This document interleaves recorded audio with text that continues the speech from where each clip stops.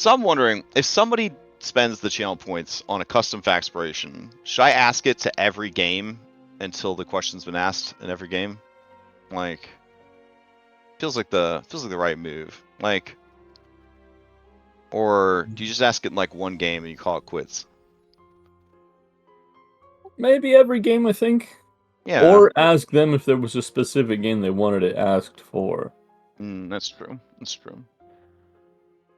I feel like it's a pretty price. It's a pretty price thing to do a custom fanspo. But then we're gonna enter it into the fanspo table, I think, like after it's been asked to every group. So it could pop up again someday. But there's already 500 questions, so your chances of coming up again are relatively low. Okay, we're all here. It's past 10 o'clock. Let's do this thing. Well, I'm assuming everyone's here, but yeah, everyone's here. Let's do it. Today's factspiration question is brought to you by Dom Odyssey, and it is: what Baldur's Gate 3 character would be in your adventuring party? So if you could have one Baldur's Gate 3, I'm assuming these are the iconics or whatever the hell they call them, origin characters. So what BG3 origin character would you want in your party? And we'll put why, though I dread the answer. All right, so that's the question today. I'll go ahead and add that into our massive selection of questions. So now a permanent question in the game. All right, so while you ruminate on that, would anybody like to sum up what happened last week for a recap inspiration, a DM inspiration that allows you to give yourself advantage or re-roll a check? Feel like a decent amount happened last week. If anybody's interested, roll a d20 into chat. Otherwise, I will try my best to sum up what happened. Going once. Going twice. All right, I will sum up what happened last. I thought I heard a dice, but I didn't see anything show up. There it is. All right, looks like we got a 17 from Darius King. Okay, a new player added to the game recently. Darius King, what happened last time? You took the place of that asshole player who was making life just absolutely miserable for other people. Fucking killed me. Yeah, he even killed one of the player characters. What a dick. Glad that guy's gone from the table. And then the universe was so good to you that a person was willing to die to save you yesterday, even though you did those terrible things. Wow, it's a good thing you're not a Catholic, or you would have been a different game. We don't carry stuff over. Different game. Same player though. Just saying, man. Oof. All right, keep going. So what happened last time? So I guess this is kind of in two parts, where I guess it'd be the first part with Tarakamines. After killing the corpse mound, we were trying to reassess ourselves while Trinhala was still a raging storm. It took a little bit of effort to get him to calm down, but eventually he did, and the rest of us started to move up through the trap door that was in the jails. But Tarakamines stayed behind because, well, he had been contacted by Shami that if Shane had died, then she would have possession of him. So he sifted She was through, wrong. Yeah, he sifted through the mess trying to pull out what he thought would be Shami, but instead it was actually an unalive Shane, who, because of his oath to the Knights of Silver, became a revenant in their service. So Tarakamines, he likes Shami, but apparently she was just all talk. So regathering with what is left of our group and Shane's new abilities to track those that he deems hated, we have our scatter location of where Strahd is in the dungeon, and we were going to get to him. But as we walked through the door, we encountered Anna.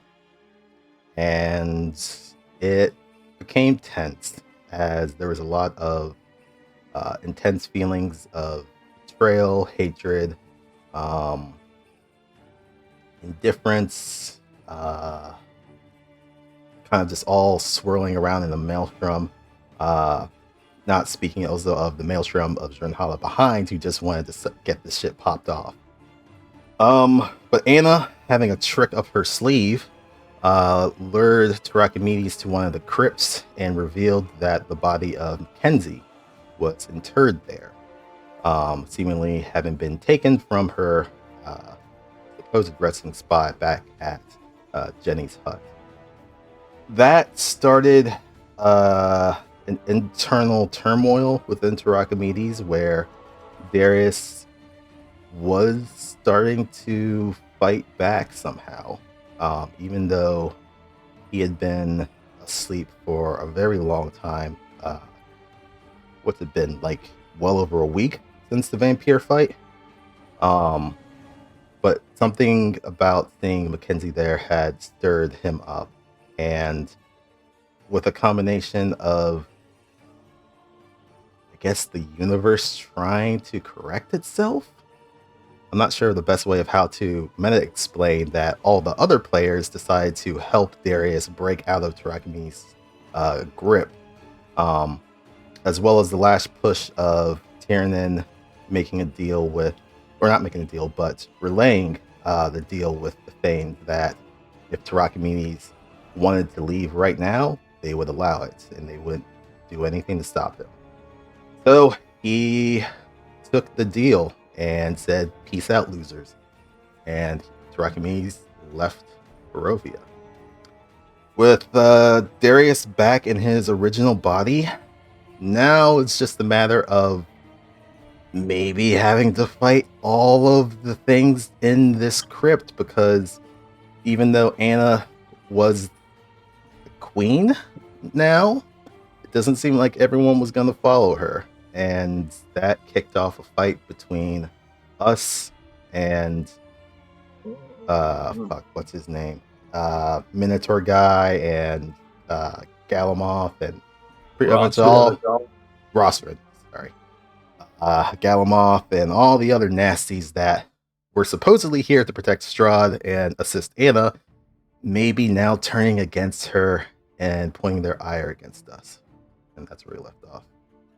Yikes. Okay. Yeah, go and take your recap inspiration. Does anybody want to, for a bardic inspiration, D10, you can add to any dice roll after the fact, last the whole session, want to answer the question, what BG3 origin character would you want in your party, and why? If you're interested in answering such a question, roll a D20 into chat. Alright, we have an 11 from Shane Masters. Going once.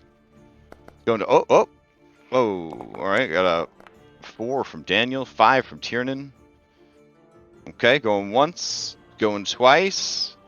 This is a good fun, guys. We add all those together and it's oh no, Darius came in, push Shane down. It's like he's back in business, baby. Yep, once again. Wow. Alright, anybody want to beat this session? Going once. As a famous player on our server says, it's just rolling dice. I see. You and David definitely have the highest rolls when it comes to answering both things at the beginning of a session.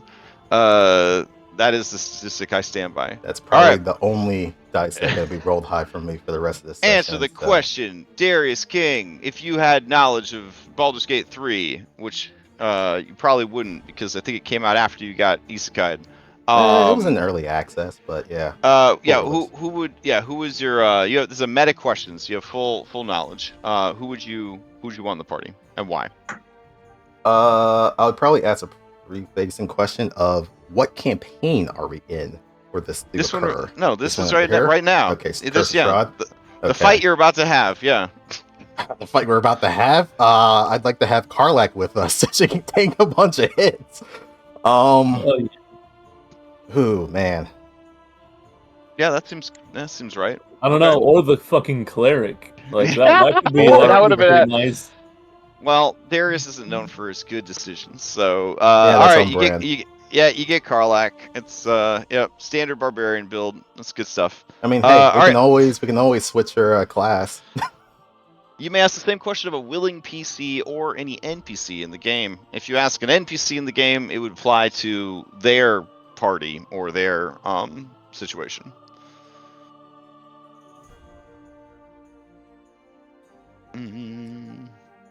I'd like to ask a PC. I'd like to ask Okay. Anna. Anna, you want to answer that one?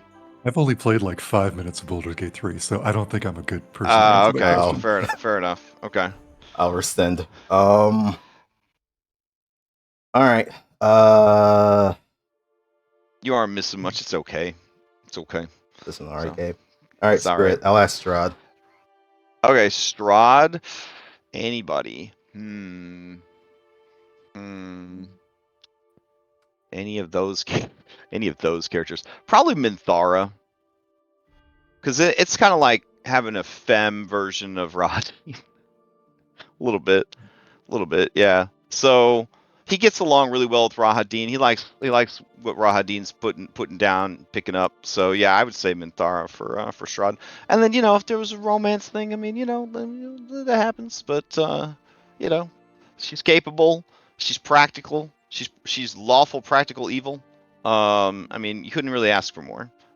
When you are an aspiring lawful evil dictator / demigod. So yeah, that's who we would pick. All right. Let's see. Maybe in my next Curse of Strahd game, where Red Kobold Gaming teams up with Dom Odyssey and Jeff the Landshark, I'll have Minthara replace Rahadin. It'll just be a Curse of Strahd meme edition. It'd be fantastic. All right. So let's see. Take you guys over there and get started on this fine day. It's a good Sunday. Good things. Strahd is just the Count from Sesame Street. Oh my god, it was pretty funny though. Or like he's like one of the characters from What We Do in the Shadows. You just do curses. what we did, what we do in the Curse of Shadows campaign. It's just all goofball. It's just japes and silliness the whole time. So basically, this game. But... Oh, buddy, buddy. I kind of wish I had done that with my friends and family group, because man, it's okay though. They'll forgive me after a couple years of therapy. It'll be fun. Maybe. You guys don't ever have to forgive me, even though you signed up for it. I've done terrible things to you, and I am sorry. Wait, forgiveness was on the table? I mean, one would say it's always on the table, right? Isn't that what it's all about? Okay. Down in the crypts we go. All right, we got a combat tracker because I think we're in combat. Oh yeah. Looks like combat carousel is not showing up for work today. There were some updates. That's fine. That's fine. I'm sure no one actually uses the tracker at the top of the screen to keep track of what's happening in combat. Not with Popcorn Initiative. All right. We left a message for ourselves. It'd be pretty cool if we did. Let's see. Music. Entering round 2. Layer action controls the initiative. That's also from October. Oh, never mind. That's in game. In game, yeah.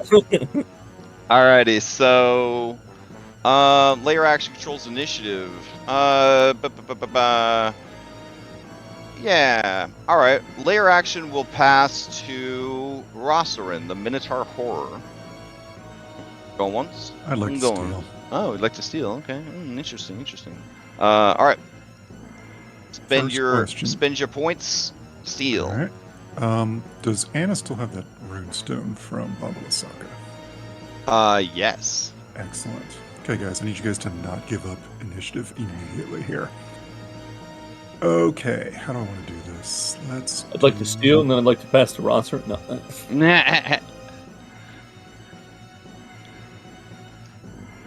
Bonus. No, that's free action. Bonus action. We'll switch places with Dana. She'll move to.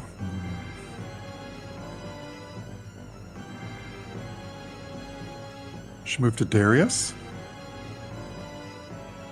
Get the item out, and she hands you a small runestone. She says you need to break this to use it. You can take one person with you. It will take you to where you need to go. She uses her action to hand it to Darius.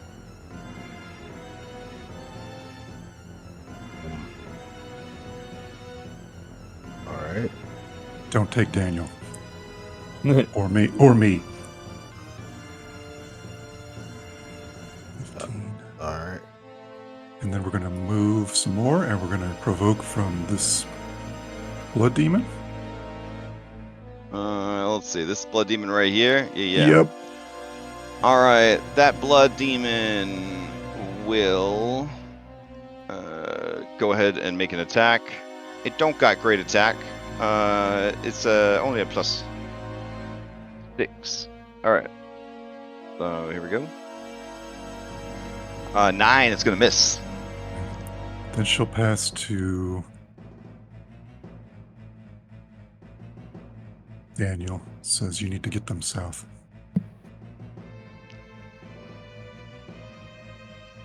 All right. Zrinhala. You're up. All right. Then Hala will look at Ismark there and snicker a little bit. Come puppy dog fetch.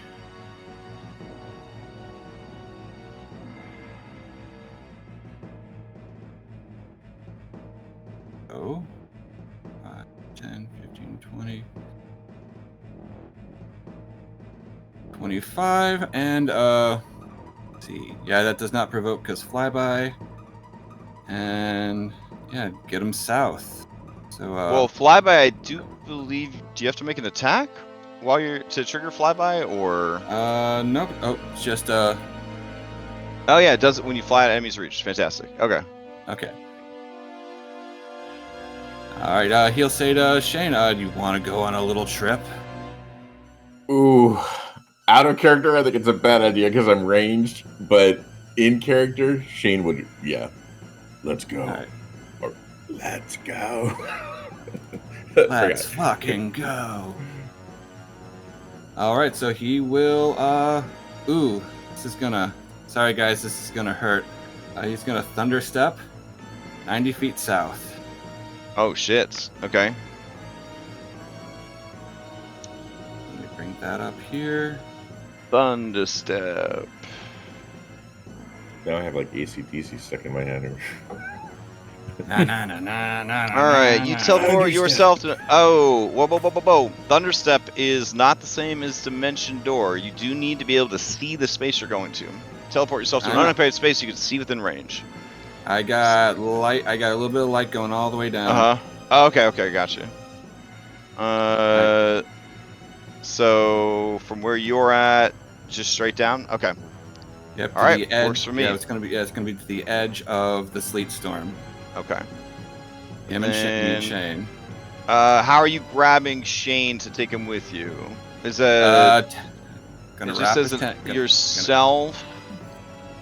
Do you take someone with you? You can bring along objects, blah blah blah. I got store one willing creature your size. Okay, got it. Yep. Okay. Gonna All right. wrap his tendrils around and just be like, "Come to Papa." All right. I'll teleport you guys down there real quick. Yeah. You said right about there, at the right past Galma. Yeah, at the edge. Yeah. Yep. Okay. Whee! All right.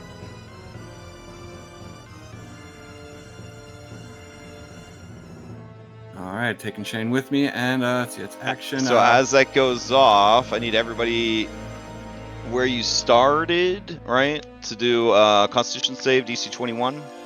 Yep. And that's a 10-foot radius, so it's at everybody, right? Anna, Tiernan, and Darius. Okay. Nice. Lex Farm and Boons. Okay, dog. That's so rude. Let's see. Inspiring, you may as a reaction grant an ally who can see or hear you an inspiration. So who do you want to give it to? Lex or Darius?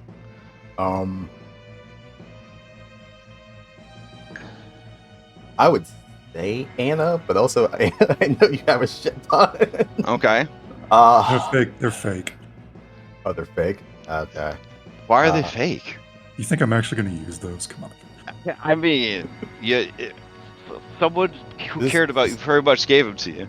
It's a very desperate situation. I'll hand it to Tiernan though. All right, gonna give one to Tiernan. So Tiernan, you get a DM inspiration. And then can I get a damage roll from Zrinhala? I did. Yeah, it's 21. 21. Okay, so 21 thunder damage. So Anna would be the full. Darius would be half. Tiernan, we still need a save. This is what, Constitution, right? DC 21 Yes. Constitution. Yep. Easy. Easy. Okay. You take half the damage then. All right. Is that your action economy, Zrinhala? Yep. Bonus Alright. action. Bolster Shane. Okay. And yeah, we'll pass to. Let's see. Actually, any of them could steal. That's true. Anyone that was damaged wants to steal?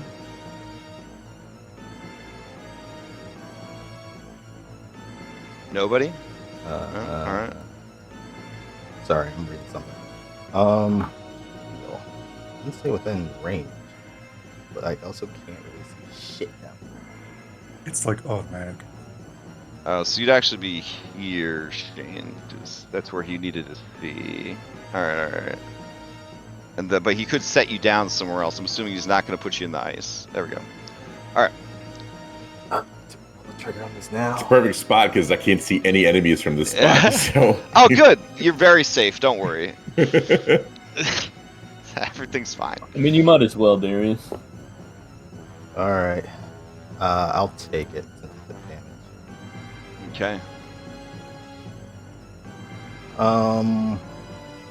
I guess with the runestone that Anna gave me,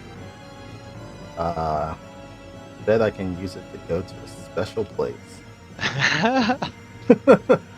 I mean, yeah, we're here for one reason and one reason only, so I guess I'll use the runestone to cast Dimension Door. Okay. And I will take Tiernan along with me. Right. And I was looking at Dimension Door. It doesn't say anything about having to see where we're going. Correct. This is keyed to a specific location. So as long as you're within 500 feet of that location, it'll take you there. So don't touch your minis. I'm gonna take you there. Yeah, I have an idea of where it is. God bless. I think it's interesting that you got sent there, but not Anna. I guess that's what happens to expendables.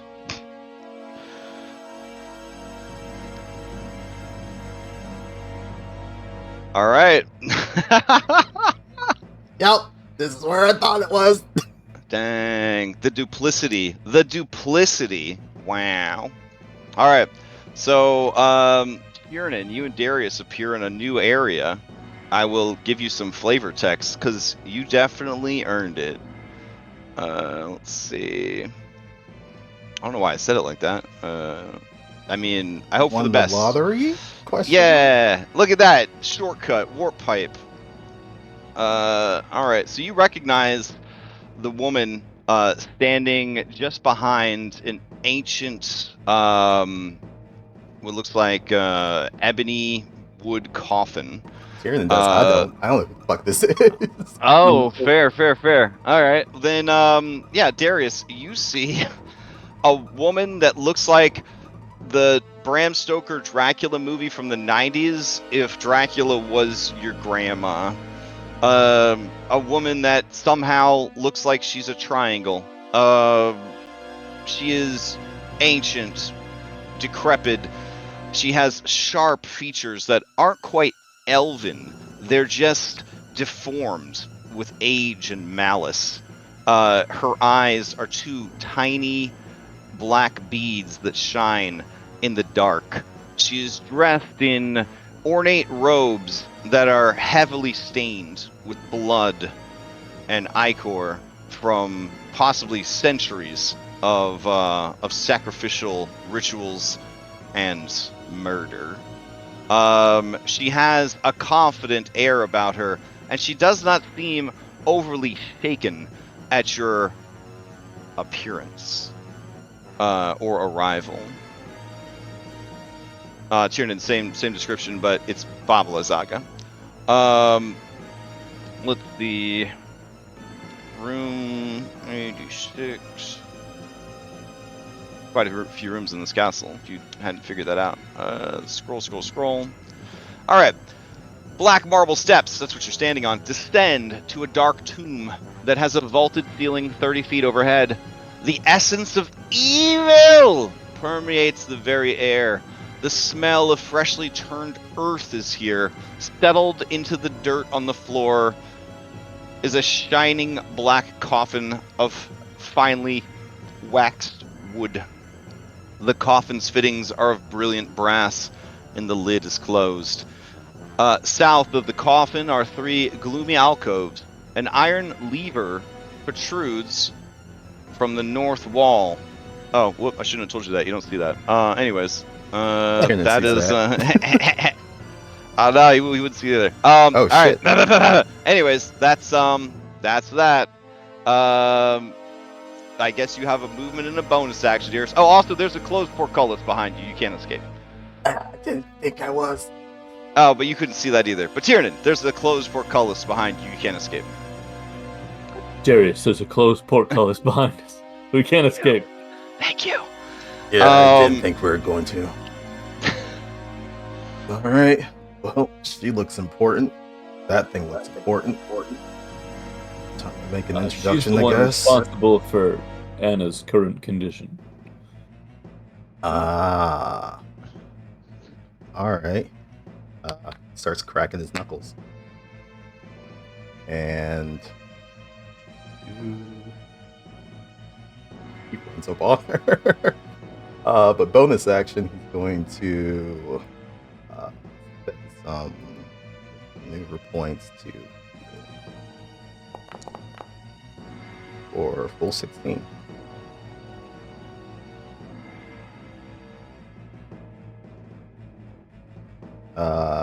And item interaction, he fastens the bullseye lantern onto his belt, and he kind of just looks at her. I don't think we've met before. Ooh, with bullseye lanterns, to maintain the direction of the lantern, you will need to keep it in a hand. Okay, then yeah, the item interaction never mind. All right. It'll just be in my hand. Okay, all right. As a pugilist, it doesn't matter, but just all right. She looks at you, and she says, "Darius,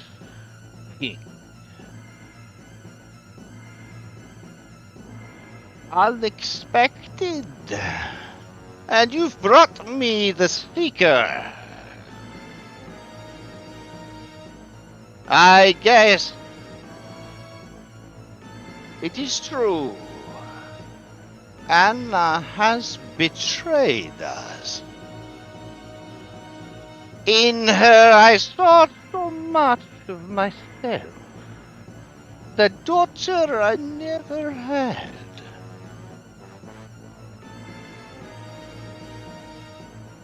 Such is the nature of the Kingmaker, to lead his charges down the fool path."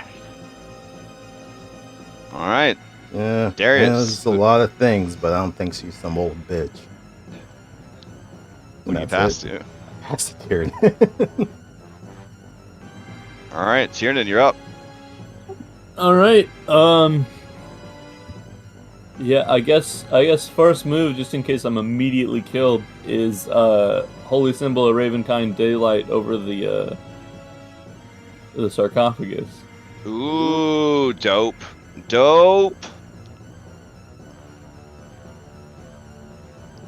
Let's see. Daylight. All right, 60-foot radius sphere of light spreads out from a point you choose within range. The sphere is bright light and sheds dim light for an additional 60 feet. You choose a point on an object you are holding, or This one that one isn't. this one is 30 and 30. Okay, and one that isn't being. Can you post it up so we can just read it? Completely covered affected object, and this is with a bowl or a helmet blocks the light. Okay. Nice. And then sunlight, the last one. All right. I like how the creators of the spell set no limit on the size of the object, so you could just be like, I cast it on Castle Ravenloft. It's like, shit. I guess. From Kresik, we can see that Castle Ravenloft. Right? Yeah. I cast it on the planet. And it's like, oh no, not the whole planet. It's technically an object. They didn't set any specifications for size. All right. Let's see. Sunlight is actually you send 5 charges while presenting this holy symbol to make it shed. Okay, so the holy symbol is shedding the light. Okay, you're not actually casting daylight. You silly buddy. You silly. All right, so let me turn light on you then. I don't know how to cast spells. That's fair. We've been out of practice for so long. Okay. It's a nice sunny color, like yellow. Is that? I don't remember what the sun looks like. Yeah. There we go. Oh my god. That's really bright. Okay. And then we'll do sunburst. There you go.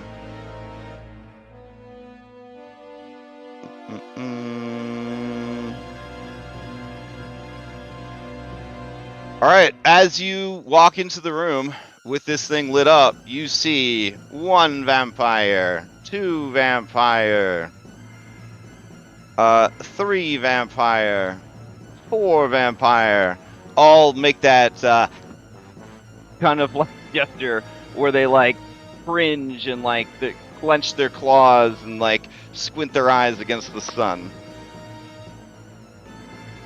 So it's a pretty packed room, you would say. Yeah. So I'm gonna move And up they right here. all roll into initiative. I figured they were there already. Well, they hadn't have anybody to fight. You were so kind enough to show up for them. Tiernan's just gonna be walking forward, shaking his head, and be like, "All you have to do is let us do this, and you're free. Like you can just do what you want."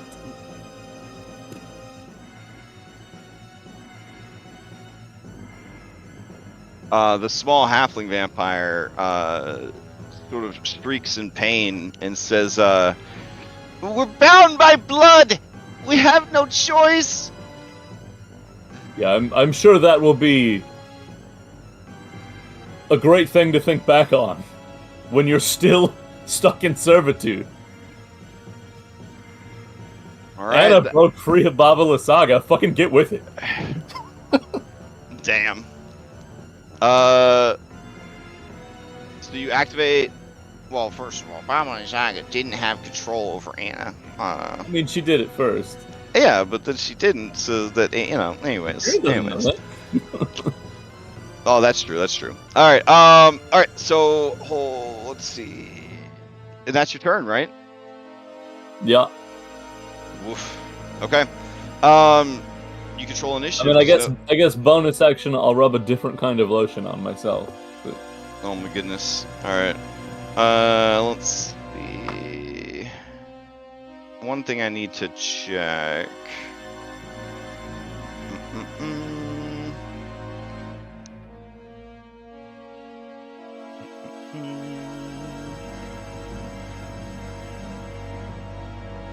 All right. Sunlight, hypersensitivity. All right, they take damage when they start to turn in sunlight and have disadvantage on attack rolls and ability checks. Okay. So they don't take damage right away, so they can't steal. All right, who would you like to pass to? Let's pass to Shane. Okay. Was that to me? Yes, to you. Oh, all right. I look to Zernhala or Daniel, Dan Hala, and ask, where to? I mean, I would know the most I guess, route, right? Like the most direct route to my quarry. Yes, he is down on your monitor. Down All right, and to the right. To the right. Okay. Yep. Shinhala will, I made the mistake. toss one floppy tentacle, down to the south. I'm stuck behind Daniel. How are you stuck behind Daniel? I don't know. I can't move. Here, I'll just move him quick and move him back. Thank you, sir. Okay, there we go. Perfect. Okay, I'm not gonna worry about that. That's 10, 20, 30, and what are you? Do I see that? Yes, you see these spiders. Okay. Oh, I'm next to a crypt. Does it say anything? Does this particular crypt that you're next to say anything? Yeah. This one right here? Yes. Let me I just see I'm next to a door, so. Oh, yeah. Hold on. You're like, I might as well read the sign while I'm here. Makes sense, I'm makes about sense. to shoot a spider. Yeah, why not? It says, we only knew him by his wealth. That is what the epitaph says on the front. I wouldn't. Yeah, Shane wouldn't care about money anymore. Okay. I will. I guess the only thing I see is just, I'm gonna dash because why would I care about a spider, right? Sure. Another 10. Little blood demon, no big deal. 20. Okay. Oh, so I you see bright light shining from the south. Okay. There's a portcullis in the way. And I see this. Yep. Okay. I figure I can shoot through the portcullis. Shane's a crack shot. We're gonna target Bamba La Saga. Might be a mistake. And here we go. Silver shot, because why not? And you ignore cover, right? What's that? You ignore cover with your build? Oh, she is gonna have cover. She's got the coffin, she's got the portcullis, she's got the stairs. I did take the new sharpshooter, so let me check. No, the new sharpshooter does. The one we revised does not have ignore cover, so I don't think I do. So yeah, she will have. She will have a bonus to her AC for this. Okay. Okay. Here we go. Normal. 22. Let's see. 22. Ooh, I think even with shield, that is still. Oh no! Hold on. With shield and cover, yeah, she will do it. So she will have to use shield though. Okay. All right. So she's Second gonna shot. kick off a shield spell real quick. Let's see. Oof. This 5e character sheet. Wow. All right. Sorry guys, I got her to burn a first level spell. We're good. Hell yeah. That's one less spell as she had. That's one less spell as she had a second ago. Yep. All right. Second shot. Let's hope I can get higher than her shield. 28. How about them apples? 28. Yeah, that's not going to be blocked by the shield. All right. She takes it. You don't crit on 16s, do you? I crit on 17s. Yeah. I was one short. Yeah. 22 points of damage, though.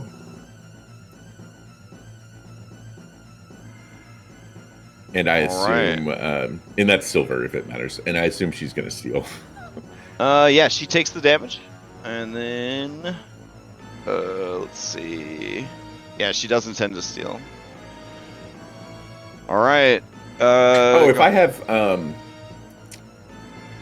still have movement for my dash. I'm gonna sidestep because I figure this bitch might finger and death me. So sure, absolutely. We're just gonna do that. You want to get fingered? No. Oh Lord, so many spiders.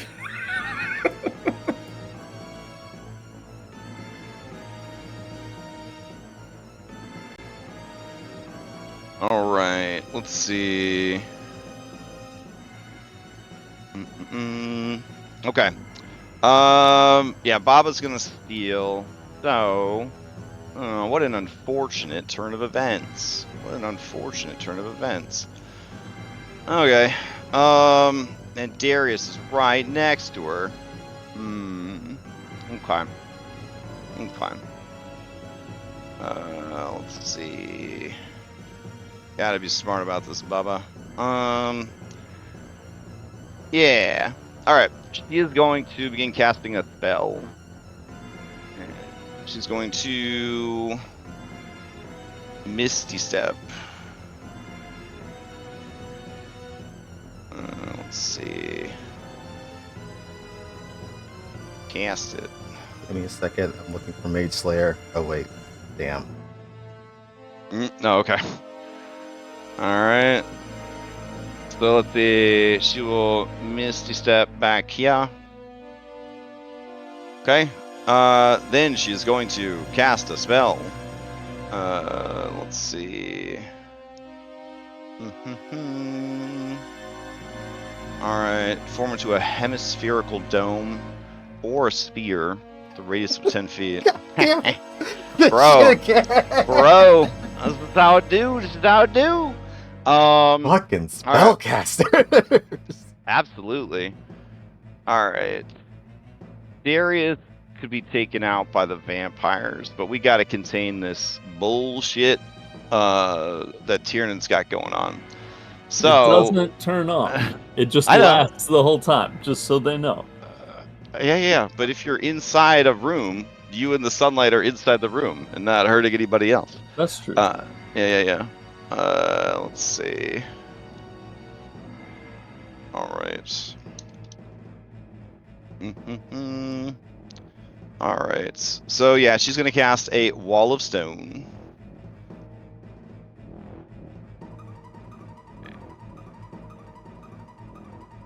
Wall of Stone? What kind of bullshit is that? We were over with wanton uses of the Wall of Stone spell. I guess we're not. Son of a bitch. She's a wizard. What do you think a 5e wizard's gonna do? I mean, my Fucking shots are right. big I deal. cast Fireball. Like, come on, come on, guys. It is the greatest spell in all spells of any system. Absolutely. All right. It's and it's Fortnite the spell. And it's non-magical too, so you can't dispel it. All right. I think by now we're pretty familiar with how the spell works, but all right. The wall is 6 inches thick and composed of 10 foot by 10 foot panels. Each panel must be contiguous with at least one other panel. All right. So 10 of them. 10 of them. Love it. All right. So we gotta get Tiernan blocked up. All right. So that's 1, 2, 3, and then we'll do 4 across the top of you. All right, and then feeling spicy. So 6. No wait, 1, 2, 3, 4, 5. 5. There we go. So we'll just double it up. There you go. So you are Minecraft cubed. Away with your nasty little holy symbol. There you go. Get that pesky shit out of there. Alright. That is her turn. The vampires immediately stop doing their cringe hiss animation, and now they look really mad. And then Baba will pass to them, so that they can eat Darius King. Right. She will pass to Barnaby. Oh wait, did they try to enclose me? Yeah, they did. Why? Right. You get save? It depends. Are we using the updated version of the spell or the old one? We're using the one the normal one. I haven't played 2025 D&D. Well, damn. Because on 2025 D&D, you get a reaction if you get completely enclosed. You get a dexterity saving throw to not be. Oh wow, that's actually really cool. Oh well. All right, so Posted a it posted So a deck dismissive. save in the chat. oh, it did. That's because Foundry updated it. All right, you know what? Fuck it. We could use it. That's fine. Let's see. All right. If the wall. All right. If we're using that version, then I'm gonna adjust my wall. As a compromise. So let me adjust my wall then. All right. Since yeah, that's fine. That's fine. All right. Let's see. What am I deleting? Oh shit, that's in the old one too. Is it really? Fuck yeah. Yeah. Okay. I didn't know that. All right. So to make sure. Hold on. All right. Let's see. Magical wall. Blah blah. If the wall cuts through a creature's space. And then after that, if a creature Okay. is surrounded on all sides by the wall, or the wall and another solid surface, that creature can make a dexterity. To move up to its speed, so it's no longer enclosed by the wall. Fantastic. Son Okay. of a bitch. Man, that would have changed a lot. Oh well. Oh well. Can't cross that bridge now. It's over. It's like how we had the greatest. Yeah, we the literally greatest couldn't west wind cross of the all fucking time. bridge. That was the greatest walls of stone of all time. Beautiful. All right, so what we'll do then is we'll have it go up here and then also block the entry. There we go. All right. Give me that dexterity saving throw, Tiernan. I'm gonna use It's a pretty important dexterity saving throw you're about to make. We have fan spell I can use, right? Yeah. Yeah, I'm gonna do that.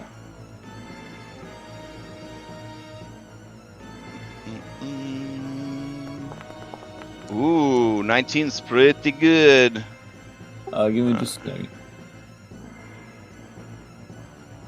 Whoa, where'd my Baba go?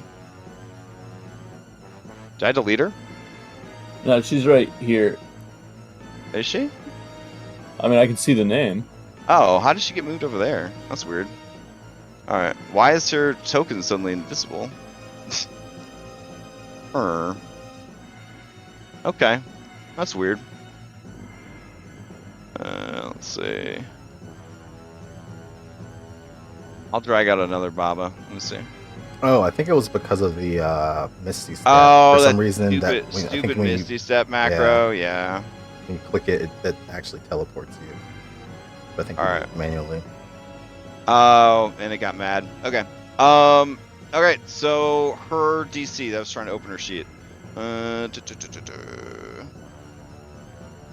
feel like the entry for the spell, since, yeah, has it. Okay. Yeah, so 19 is enough. So you may move up to your speed with your reaction. I'm gonna roll and stand on top of Strahd's sarcophagus. Okay. Alright. Okay. I'm gonna refresh real quick. Alright. Over here, Barnaby is going to...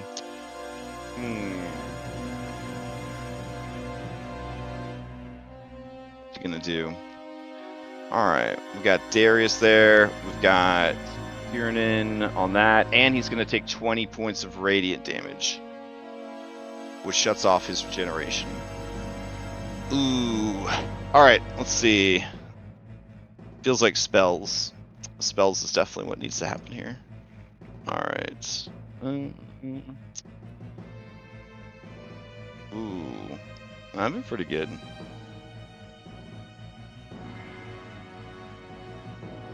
Okay.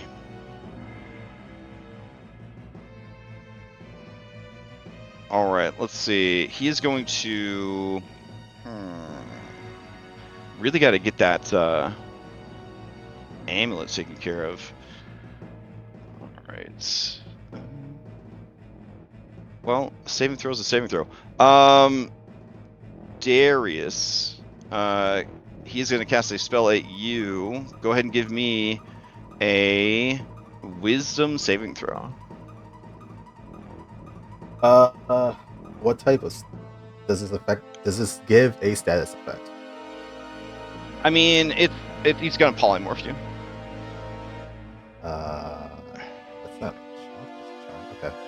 It's Okay. It's gonna be bad. I'm gonna spend one of my DMs. Okay.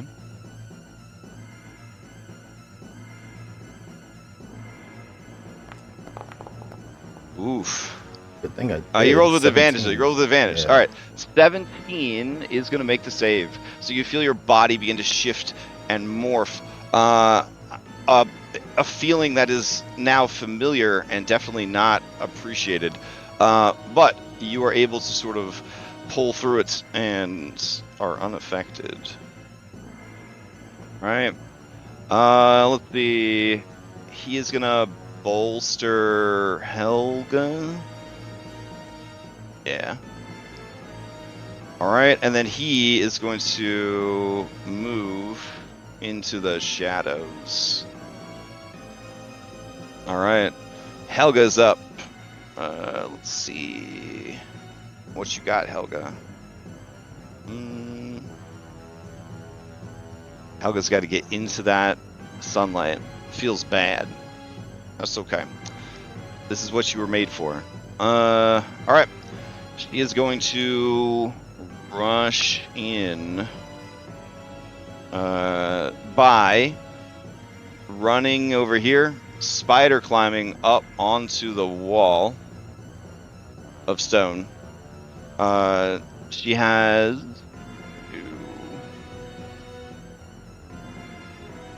yeah, and then she's going to attack Tiernan from above.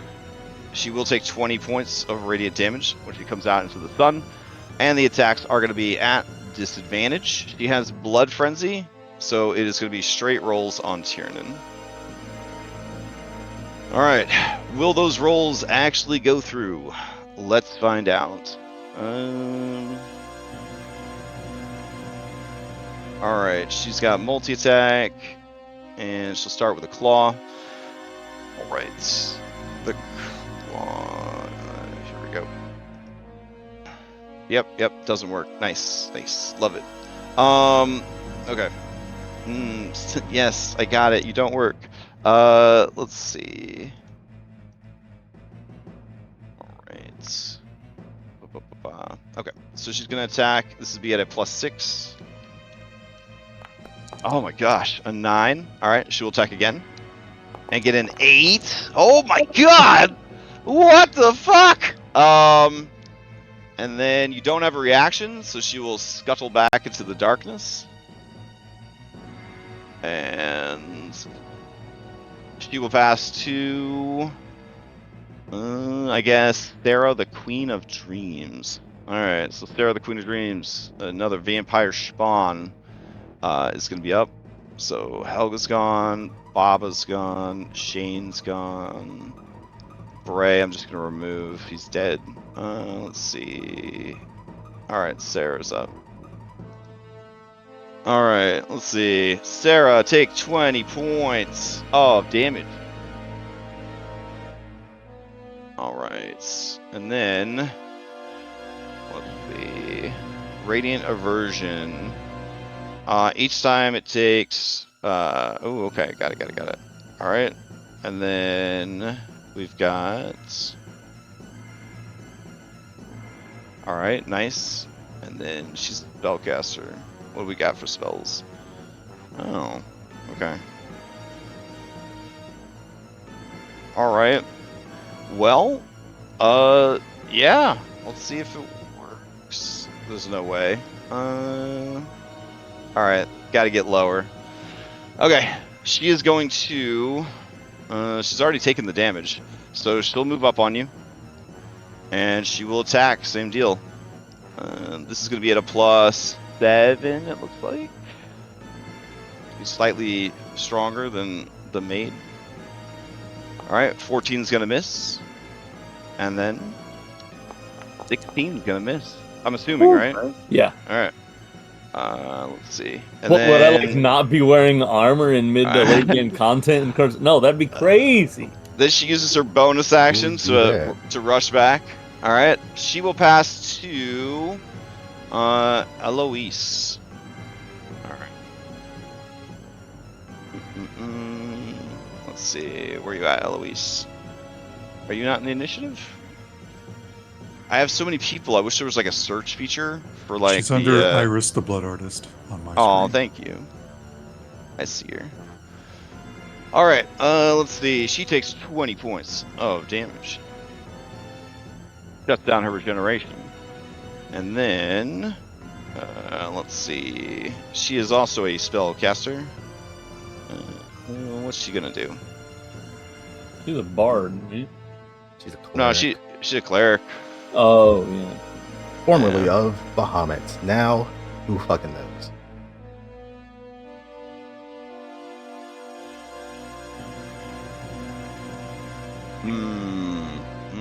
What is she gonna cast? Let's Very much see. did not like Rockamini's when we first met. Ooh, that's cool. Okay, so you could just do that. I don't think darkness is so it creates a 15-foot radius. Light, even sunlight, cannot infiltrate the area. But this is magical sunlight. Let me see. This sunlight I think from a it's legendary like item. competing spell level crap. Oh, is it competing spell level crap now? Yeah, I think so. If it's magical light. Okay, let's see. Darkness spell. Magical darkness spreads from a point you can choose. 15-foot radius. Darkness, blah, blah, blah. At the point of darkness. If any of the spell's area overlaps in the area of light created by a second level or lower. Ooh, she'd have to cast it like a 9th level to overcome a holy symbol Ravenkind. That's fucking crazy. Alright, daylight spell. If the light is magical like darkness, if they overlap, however, natural sunlight isn't affected by daylight counters. Oh, okay. Interesting. Alrighty. I see. Alright, in that case, she is going to...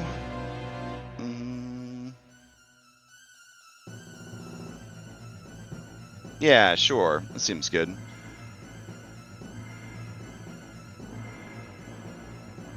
Okay. She will go ahead. Sorry, there's so many spells on this cleric. Alright. She's gonna summon her spiritual weapon. And get that out there.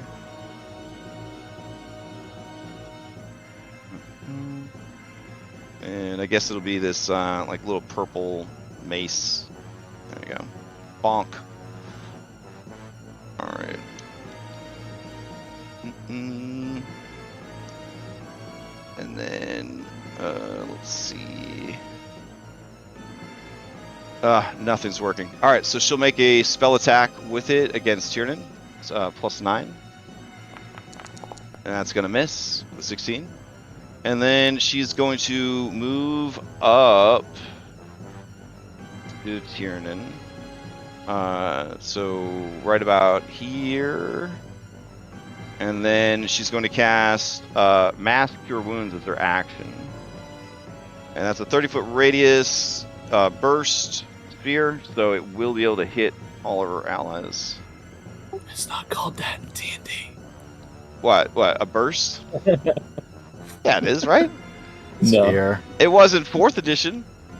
The real D&D. Alright, it's I'll 22. let WotC hear you say that. Yeah, not this hybrid bullshit. That's fun. I remember somebody that rolled Mass Cure Wounds last session, and it was like 7.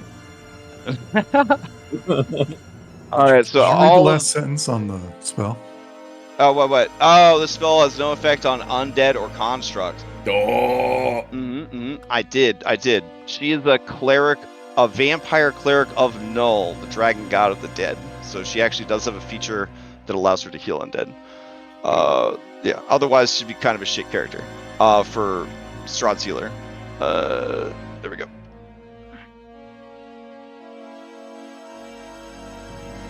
And then she will move with her rest of her movement into the shadows.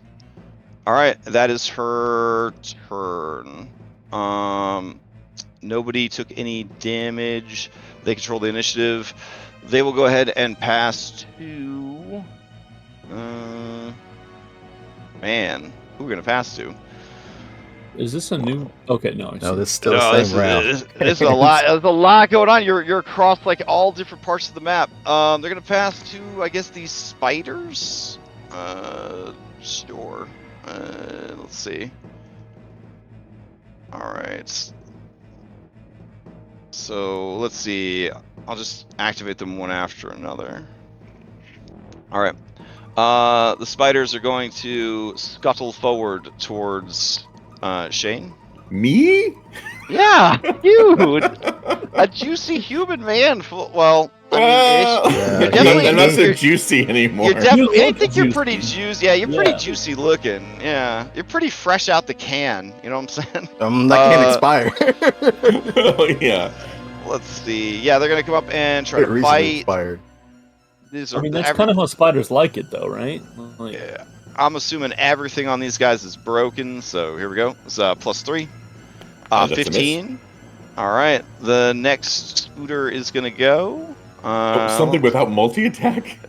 Yeah, they're just regular spiders, man. I mean, you know, the size of dogs, but they're still regular spiders.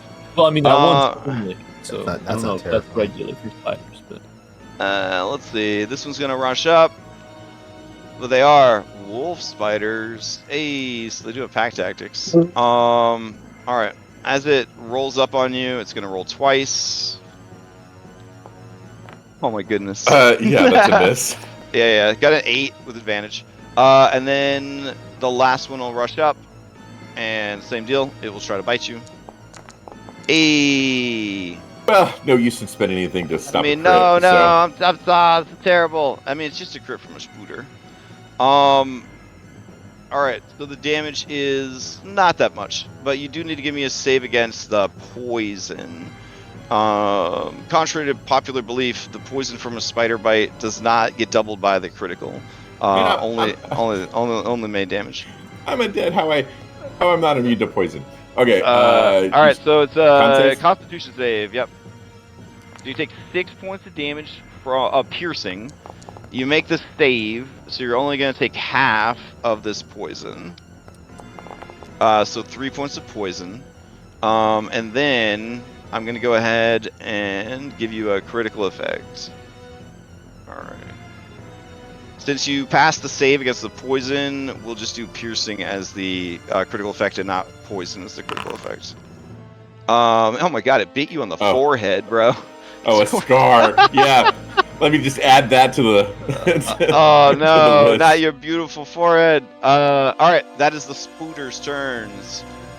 Alright, he's gonna pass to Eastmark, I guess. Eastmark is going to look at Anna Anderson, a person that even before all this terrible stuff happened, he wasn't really a fan of, and he is going to, I guess, try to fight her. Why not? He's got nothing else to lose at this point. So let's see. Dude bro is with level 13 fighter, so he gets to make 17 attacks per round, something like that. Alright, it's gonna move in. And then I guess he will attack. Let's see. It's looking like some combination of hybrid claws and hybrid bites might be the best way to go. He's got a claw bite. Yeah. Yeah, nice. So here's an attack. He doesn't have anything that gives him advantage on stuff, does he? That'd be pretty He's got sick. reckless. Oh, yeah. He doesn't give a shit about his life anymore. He will go reckless. Alright, so here's the first attack. Alright, 27. That'll do it. Alright, he attacks again. Reckless. 24. All right. And alright, so here's your damage from the first one. And your damage from the second one. Alright. He don't got any of them cool fighter abilities, does he? Like the dice that they use or whatever? Just you keep him kind of You down gotta to earth. use his bonus action to do that. Oh. I think he only gets like one attack. It's just better than multi-attack. Okay. Got it. Alright, so 16 damage, 15 damage, and then he will go ahead and attack with his bite. Here we go. All right. And just a 20, not natural. Hit. All right, and damage from the bite. 19. All right, that is Ismark Kolyanovich's turn. Let's see. Everyone else in the tracker is all bad guys, so we will get through it together. All right, Anastasia's up. She is going to head down the hallway towards the fighting. So she will move. She will bonus action move. And then, action dash move? Eh? Let's see. Ooh. Alright. Nice. So she is going to... Let me double check something.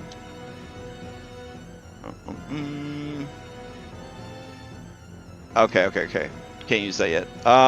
Then she will go ahead and move into the room with a dash. Alright. And that will be her turn. Play will pass to Galamoth. Galamoth down here, squaring up against Zrinhala. Galamoth, I think, cannot reach you. He does not have good reach on his moves. So he has to walk through the ice. All right. I mean, he's got advantage, but he has a +0, so I guess he'll just be fishing for boons. All right. So he goes to move, and then he banana peel sound, whoop whoop whoop, falls down.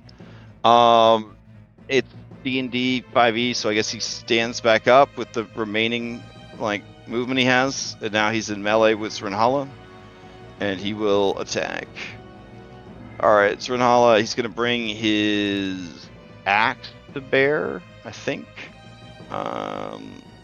Is his vision still heavily obscured because he's still in the sleep storm, or 'cause he's at the edge? Good point. I mean, he's half and half. I'll give him disadvantage to attack, that's fine. Alright, let's see. He can't be in your space, you can be in his space. We've covered that a few times. So, yeah, he can't get past you anyways. Alright, let's see. Where did his axe go? Thrash, claws, bite, blood. It's on a different tab now. Nice. Love them updates. Alright, let's see if this actually works. Okay, sweet. Attack. Does he have anything to mitigate the disadvantage? Nope. Alright, so this is going to be a disadvantage. Here we go. Swings. God damn. Alright. He causes a complication. Let's see. Alright, nothing happens. He attacks again with his axe at disadvantage. And miss. And then, let's see. He gets a third attack. Same deal. He will attack at disadvantage. Ooh. That'll hit. Here's some axe damage for you. This is magical in nature. So 37, which is the combination of slashing and necrotic. Alright, it's all magical, so he takes the full thing, and check concentration. Oh, no problem. Crushing it. Okay. And in response, he'll burn his reaction and fearful voice him. Hype. In response to damage to Hollow, the Howling Storm utters a dreadful word of power. Each creature within 30 feet of him. And I think that's just him, because everyone else moved away from you. I'm double checking. Yeah, alright. He will try to make the save. It's DC 22 Wisdom. Oh my god. He has no chance of making this. I'll roll it anyways. Alright. So he is frightened. Alright.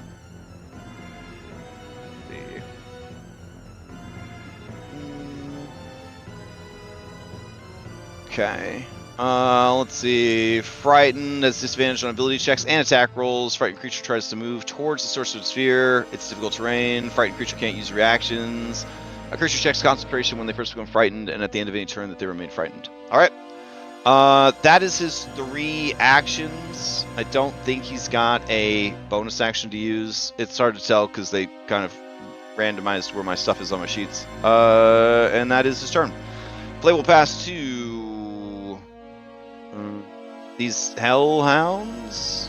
Yeah, they're not excited about moving through this stuff.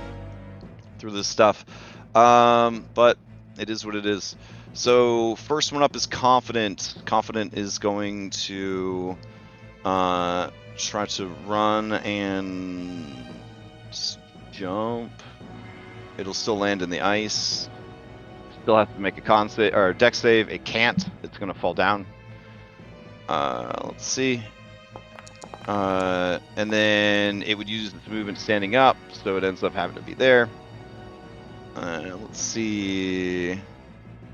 I'll just go through all of the hellhounds real quick. Angry and disassociative. All right.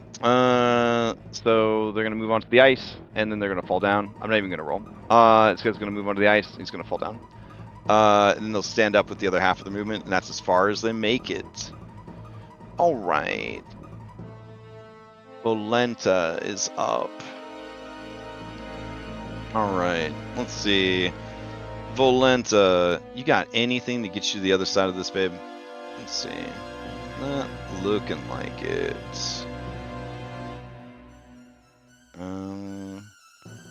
Ooh, you do have scout abilities. Okay. So she could ignore the difficult terrain aspect of it, but she's still gonna fall prone. All right. It is what it is. Okay, so she's gonna try to head in,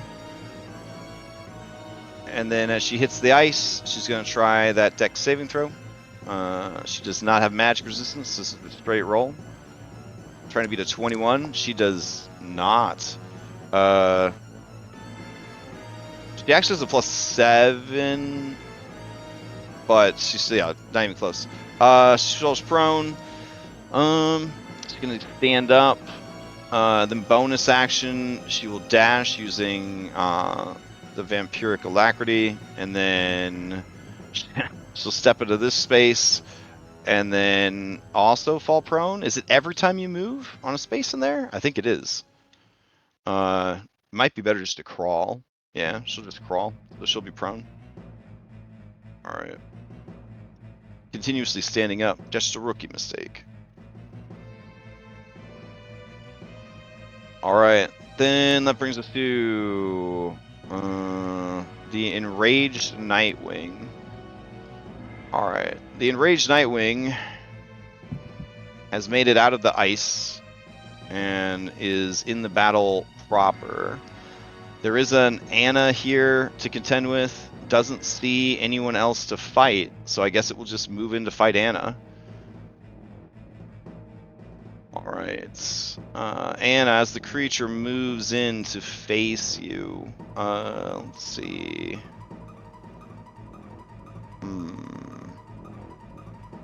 Okay.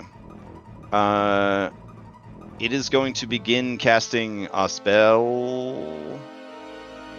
Okay. Nah, you know what? It's just gonna attack. I'll just attack. All right. If here we it's go. got like a claw bite combo, the big one will go to. I'll use a reaction on. If there's one like different. Well, it's got let's see. All its abilities are shuffled everywhere, so I'm just trying to find them. It's got something called the Bite of Curses that it's going to use. Yeah, I'll use my reaction on that. Okay. Is it before or after I roll? It is before, I believe. Okay.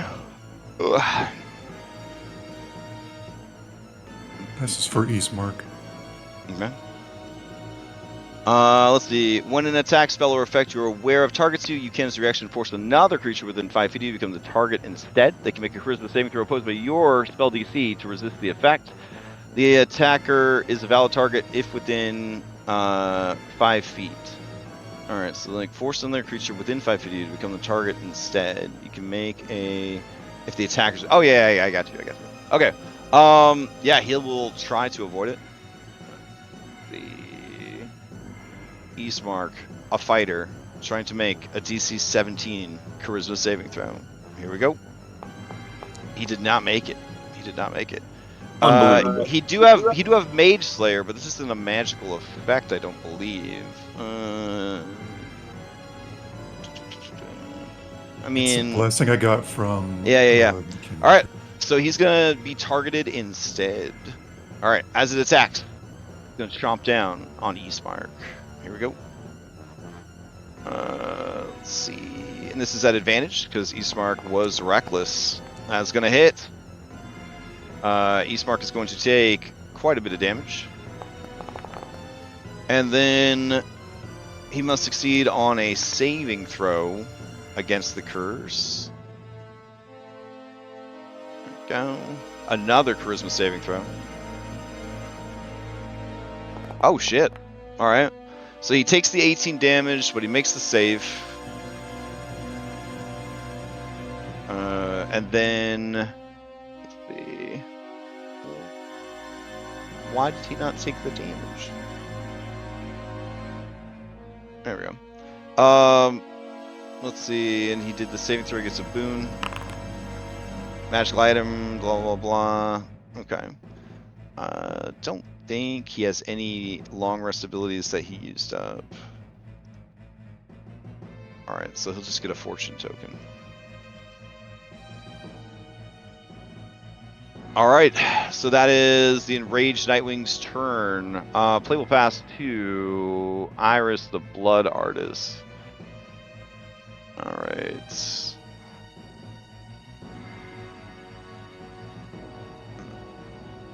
see. Just gotta close 30 character sheets. I'm almost there.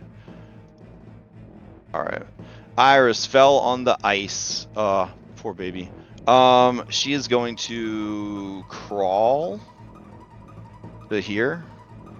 That's her movement. And then she will bonus action dash to crawl. So that she doesn't slip on the ice again. And then she will action dash crawl on the ice. And that is her turn. Play will pass to Rosalind the Minotaur. Alright. And let's see. Rosalind the Minotaur will come here. He will see Anna down the way. And then he's gonna try to get in there. So, let's see. Yeah. Alright. He is going to rage as a bonus action.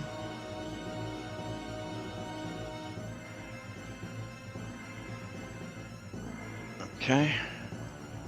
And then let's see. Do you have the speed to get in there, son? Doesn't look like it. What else you got?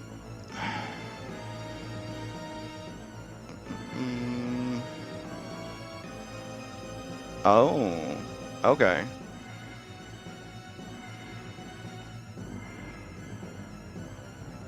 Ah, nice. Okay. So he will bonus action leap forward.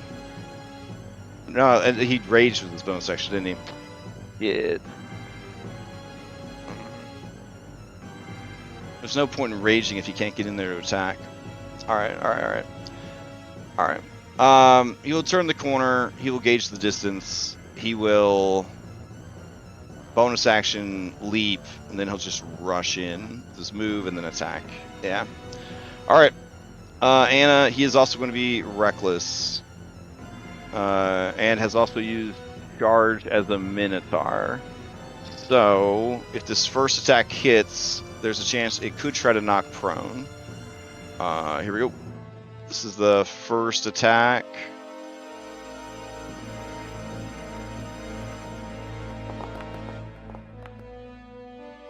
Alright, that is a critical hit from this creature.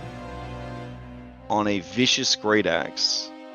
That's what the double Ooh, check marks mean. All right, so here is the damage coming in. Also, with a charge, it is going to add. What is this? 2d8 extra damage. And then you need to give me a strength saving throw, or get pushed back and knocked prone. So He here's crits the on a damage. 19. He does crit on a 19, correct? Okay. Yep. The vicious great axe, it does extra damage, but it's only on a 20. Only on a 20, correct. So he's only getting the extra damage from the charge. All right, so here comes the damage. And then we add situational 2d8.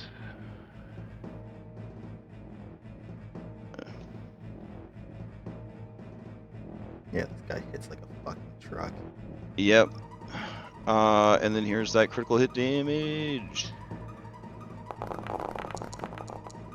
Alright, so 54, it'll trigger a critical effect.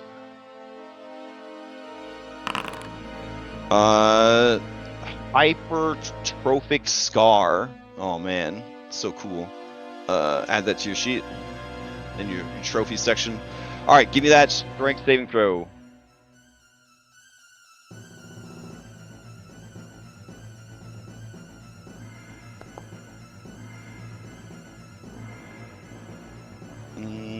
Alright, that actually does make the save against the charge. So he doesn't... Oh, wow. Holy shit. Okay. Yeah, it's good that you made the save. Alright, there were secondary effects. Alright, it's gonna attack again. Here we go. Vicious Great Axe. Attack. That is a natural 20 on that one. So that will add the vicious to it. Extra 2d6. Alright, here comes damage.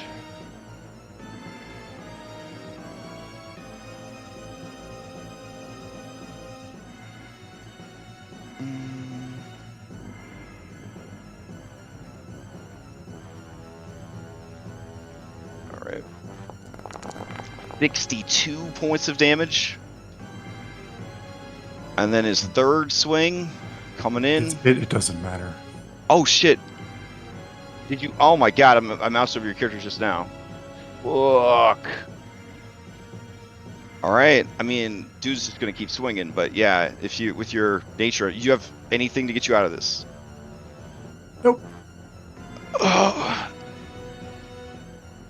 Okay. All right. Then yeah, he just slices through and then spins the axe again and just brings it down in a chunk, taking off Anna's head as his item interaction. That'll be his turn. Play will pass to the blood demons. All right, the blood demons. I don't even know where those little fuckers are. Let's see. Anywhere? Anybody seen some blood demons around? I see one. Oh, it was under you. Okay, it's Renhala. How dare you? All right. I guess Renhala, it will try to attack you. This guy is at a +7. There we go.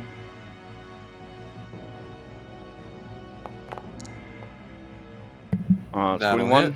All right, the creature will stick to you? Question mark. I don't feel like that works because you're made out of wind.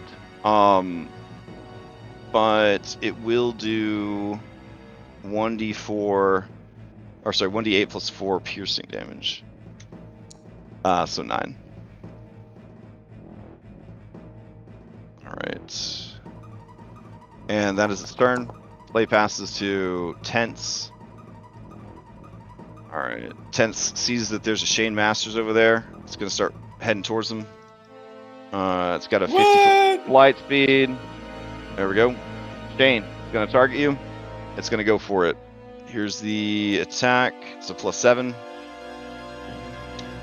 That's gonna miss. Oh, yeah. And then Puzzle Demon. Let's see.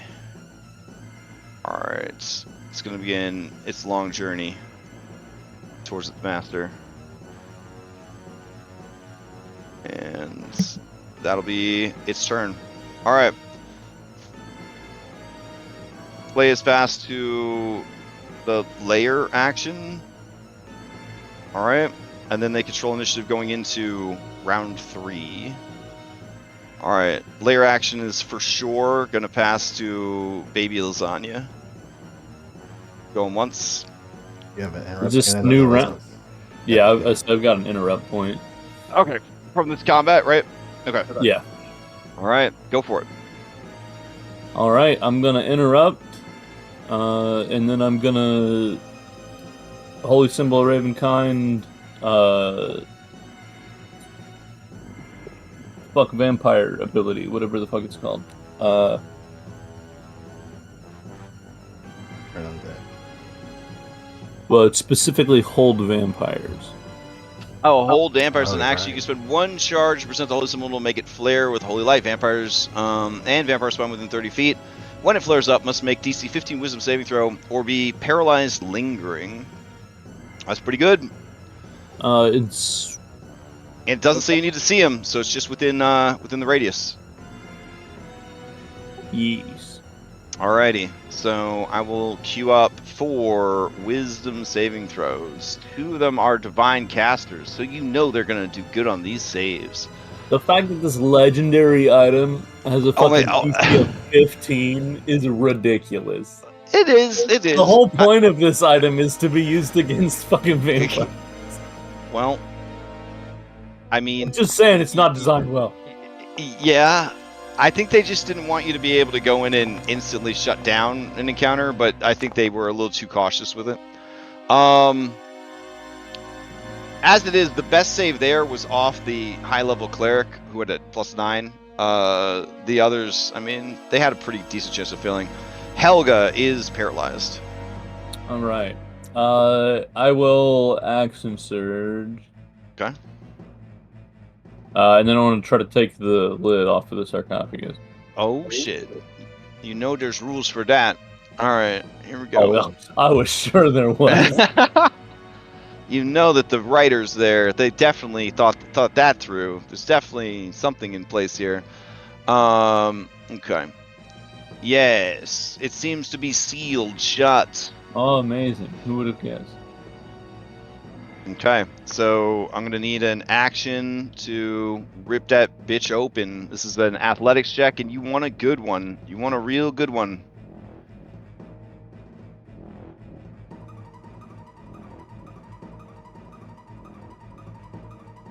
Okay. I was seeing if I had anything that I could apply to it, but I don't think so.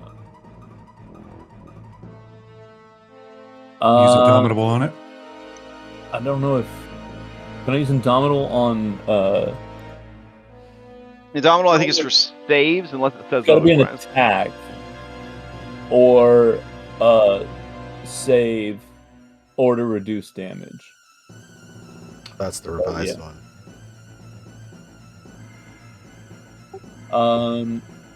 Listen, at this point, we've got like 1.5 sessions left. Just use whatever you have handy. Just use whatever you have handy at this point.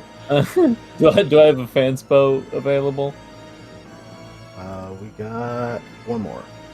All right. I think probably maybe we should use this to try to be able to open the sarcophagus. I'll agree. Okay. Now, I'm gonna tell you this before you commit to any rolls. If you would assume that Strahd's coffin is locked, which I don't know, locked from the inside, that kind of seems like something a vampire would want to do, right? Then he's probably rocking the best lock you can buy, which would be a DC 20 in the 5th Age of Magic. If there was an arcane spellcaster nearby who cast Arcane Lock on it, that would increase the DC by 10 to open it. So you'd be looking at a DC 30 athletics to rip it open, or to pick the lock on it, which is the same Pathfinder, so you could do it in, one action, no problem, or a bonus action, I guess, if you're a thief.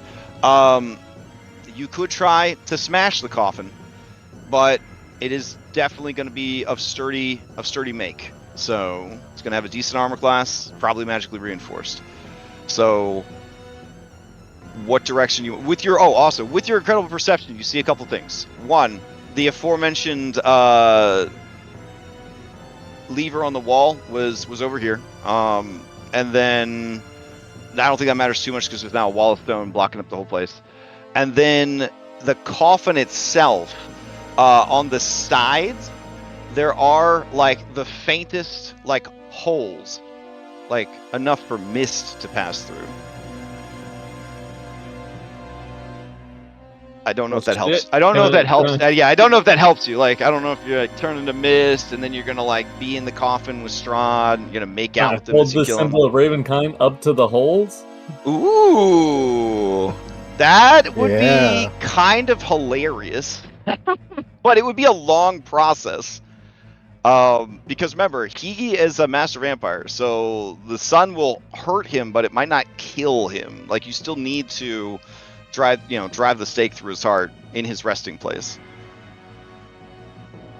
So it definitely piss him off. It would definitely piss him off. But yeah, you do notice as you're like looking at this thing, appraising it with your high perception, that there are like the smallest, like down here at the base, just the smallest holes to allow like air to pass through. Speaking of the stake, who has it? Daniel has it.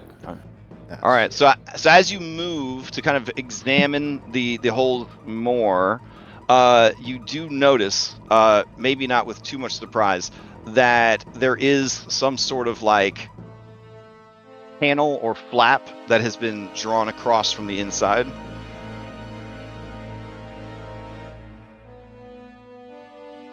How deep is it in there? It's definitely something like with like thieves' tools, you could probably like slide it out of the way. I mean, can I just stab it with a knife? Like, so that's the thing. Yeah, you could just attack the coffin. Yeah. But if you're trying to like move that out of the way, it's like a fine enough thing that like just stabbing it with like a spear might not be enough.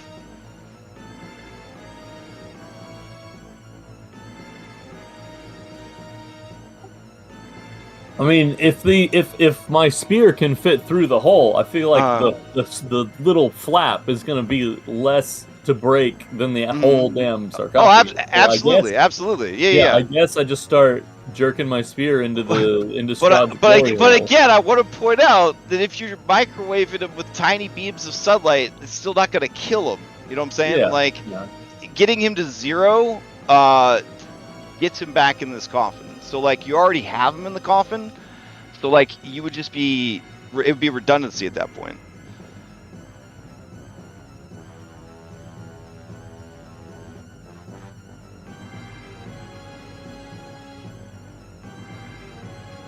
Like ultimately to kill the guy, you do got to stake him through the heart.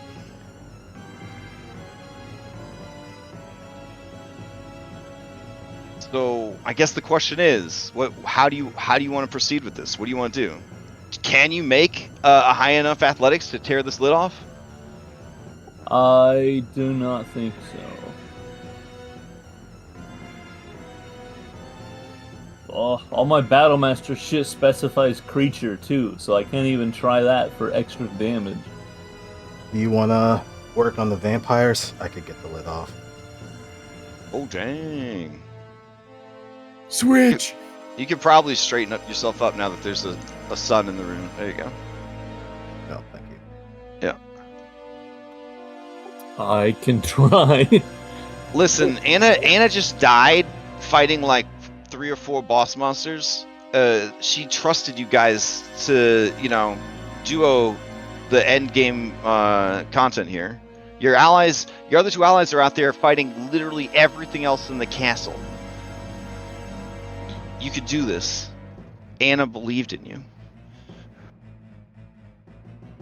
And if you don't, it would really suck for the game. You know what I'm saying? It feels apropos that the final boss of this fight is effectively a door. It's effectively a door? Yeah, fair. Like this is I will say that plays. Trachomedes could open the door. Just saying, Trachomedes could just rip the lid right off that coffin. But you know, Yeah, after Shrug. he squeezes his fat ass through that teleporter square. Mm-mm. All right. I guess I'll stand right here. I don't know. I mean, there are two. Listen, there are two of you, and you have a shitload of attacks. You could just lumberjack your way through the lid, bro. I think I'm just gonna attack it. Yeah. Okay. So just Yeah, you're trying to get to his chest. So busting a hole down here with his feet, and then shining light on his feet. It ain't. Crawl in there. Oh no. But yeah, I'll stand on it right here. Okay. And I'll start just fucking going at. All right. Where the chest presumably would be. Okay. Listen, I didn't mean to lead you down a rabbit hole there, but like the Strahd's coffin kind of interesting because it's built to accommodate different vampire stuff that, you know, he needs to do and needs to be done, and it was, you know, learned over the years. Anyways, full disclosure, the armor class of the coffin is 17. Of course it is. And it is definitely made of sturdy construction, which makes you think that it's going to have 30 to 50 hit points per inch. Can't be that thick, though, right? Oh, my gosh, dude. All right, so you're stabbing the dagger into the... oh, no. Amazing. My God. Okay. Okay. Hey, all right, hey, all right, Blood Spirit of Vaughn. All right, so I just need to see some sick damage. I'm talking like the biggest fucking damage you've ever rolled. Let's do it.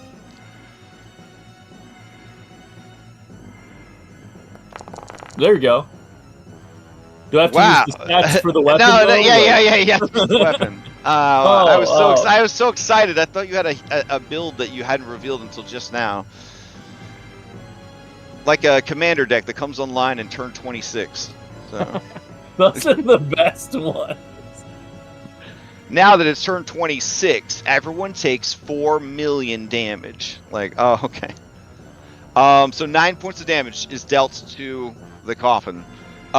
You stab, and stab again, and finally a tiny fleck of wood breaks off of the coffin. You hear Baba Lyzaga's cruel laughter. And she says, you think my boy a fool. He knows his limitations. He knows his weaknesses. And he plans around them. Unlike you fools blundering through the dark.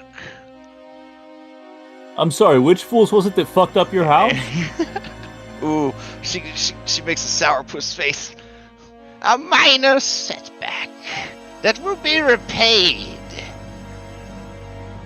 A minor setback that made you so mad you had to come suck Daddy Strahd's dick right here. Oh my goodness! Oh my God! You see a hemorrhaging vein in her forehead as you say such a disgusting and incestuous remark to her. You could have just fucked off, who do you and then you would have never had to deal with anything. Luckily, your charisma score of 2 means that the insults quickly dissipate because they're delivered so poorly. Yeah. He's just muttering it under his breath. He's adding it to fucking sarcophagus. Who do you pass to? Fucking Darius, I guess. All right, fucking Darius, you're up. All right. This coffin, is this a straight up like a skill check to remove, or could I use like unarmed strike for a grapple to do a similar thing, or like a shove? So as an object, right? You could target it to pick it up, right? If you want, you can you could definitely shove it if you wanted to, like, you know, push it along the ground. Okay, but so to rip it open is a check. You are doing, you know, it's a All right. Are you wanting to see if you could do like a grapple check rather than like an athletics check because you have like bonus shit to grappling? Well, kinda. Did you end up using that fan he would spell just get from... he would just get more checks. He would just get more checks. Yeah. Did you end up using that fan spell from the last? I did not.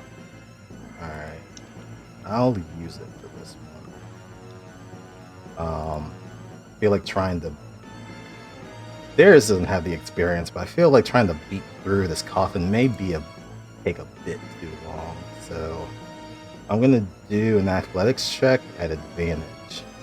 Okay. Using a fan spell. This is possible. 32. 32 is enough. All right. 30 was the DC. You tear open the coffin, and there's Strahd. His eyes are not open. He is in repose. Yeah. Hands folded over his chest, the whole deal. There's his muscles kind of just bulge for a little bit. There's some vein as he strains, and then slowly you hear creaking, then cracking, then snapping as he just rips the lid off of this thing and tosses it to the side. And then he just turns and looks under his breath. Oh, he plans for everything. and then he just turns and looks at Bob and is like, "You were saying?" There's a shriek of panic from her, and you can't see the other vampires because they're in the shadows around the corner. All right, yeah. All right. And then he uses the rest of the movement just to walk towards her. Oh shit. Okay. Bonus action. I will spend. We'll do 2 more points to heal up again. Okay. Which, with my flaw from the cave, I automatically heal maximum, so that's another 60. All right. Who's up next? No damage was done. I will pass to. I'll pass to Shane. Those are basic bit spiders. You can run through those. Yeah. Since there's 4 of them, I think I'm going to do my multi-attack because. All 3 in this blood demon. He's not a spider. All right. I will use my missile volley centered on myself to get a shot on each of them. Let me spend my combat maneuver point. Oh. Also, I guess worth mentioning, the one you're standing next to, the crypt, I could read you that epitaph while you're there. Oh, sure. It says, General Kroval Mad Dog Grizzlek, Master of the Hunt, a leader of hounds and men. Yeah, that Pick it up mid-combat level up. Yeah, let me open that door. Well, actually, that's our other card. The Mad Dog. That's a sword. Wait, that's a sword. Is it really? Yeah. That's what the sword on the bit. So pick it up mid-combat level up. Oh. Well, I can't shoot 5 creatures, so maybe I open it up and see if there's something on the other side. Why not? What could go wrong? Item interaction. I'll open the door if it opens. All right. As you open the door, 3 hellhounds roll. Yeah, why not? Okay, so now I'm surrounded by 1, 2, 3, 4, 5, 6 things. Okay, well, I can shoot 5 of them. Oh, don't you recover health now that you're a revenant? Oh, I do recover health. Let me get 10 more points back. Thank you, sir. Back to full. Shame the Undone. Yeah, just to make a quick assessment. Do the spiders or the demon, which looks to be less of a threat? The spiders look like the least threat The least possible. threatening? Okay. Yeah. All right, so I will do 5 shots, starting with... Oh, do I clear out the spiders since they're easy? No. We're going to do the Hellhound below me first. And I will use silver against these guys.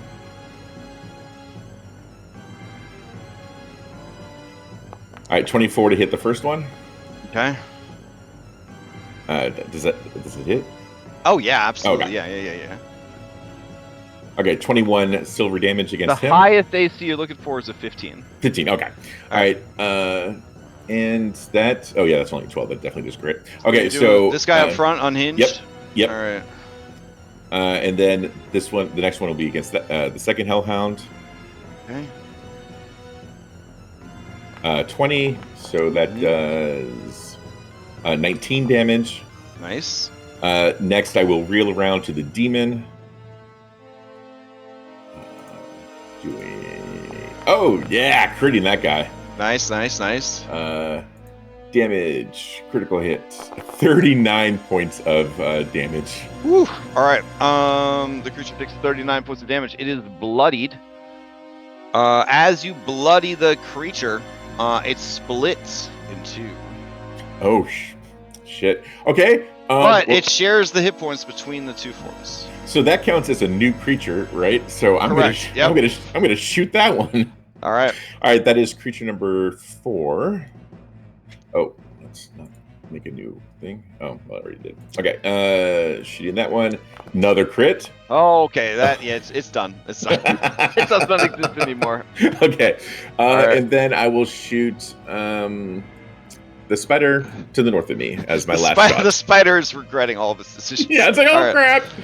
All right, that guy, just a 20. That's gonna hit. Yeah, give me some damage. For 17 damage. Okay. 17 damage. It's obliterated. Shane does his Kingsman impression again. Just blowing shit up in the church. Even you said he was just a rage spider. Okay. Yeah, that wasn't too bad. Okay, I assume the Hellhounds are going to steal. Hellhounds would definitely like to steal. All right, we'll start with this one up front. Unhinged Hellhound. All right. Boy, that's a lot of Hellhounds. There's a lot of Hellhounds in this fight. All right, Unhinged Hellhound is gonna start things off with a friendly fire breath. The spider's like, the fuck, bro? As it gets burnt up. All right. This is dexterity. You have evasion. You take no damage. Oh, nice. Right? All right. Do I have evasion? Do you have you mentioned it before? Yeah, I do. Yes, I do. Okay. Yeah, just check. All right. That's. But I can't just use random abilities? Yeah, no, I got it. Oh, it was. Oh, okay. This spider is incinerated. Okay.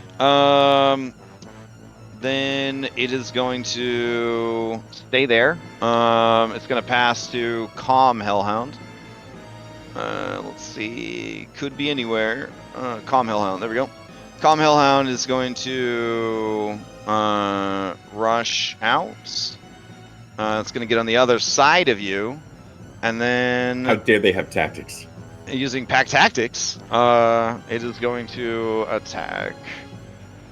Alrighty, so this is going to be... these things hit harder. Hey, they only have a +5 to their attacks. Oh, okay. Yeah, they're a quote-unquote low-level monster. That 15 misses. or 22. It's super easy to kill. You know, I have a feeling I'm going to take some more hits this turn, so I'm going to use... What is it? Skin of my teeth to add a D10 to my AC using a wrist die.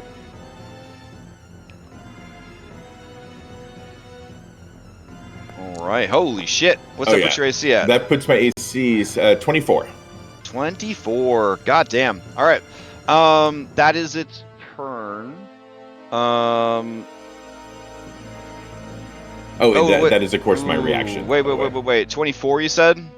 Yes. Oh, okay. So it does have a flank with a +2 bonus. You know, I still would have used that anyway. So yeah. It hit, I'm getting so spoiled by things being automatically tracked for me. All right. So then the damage. We'll see if it. Nope. It definitely won't work.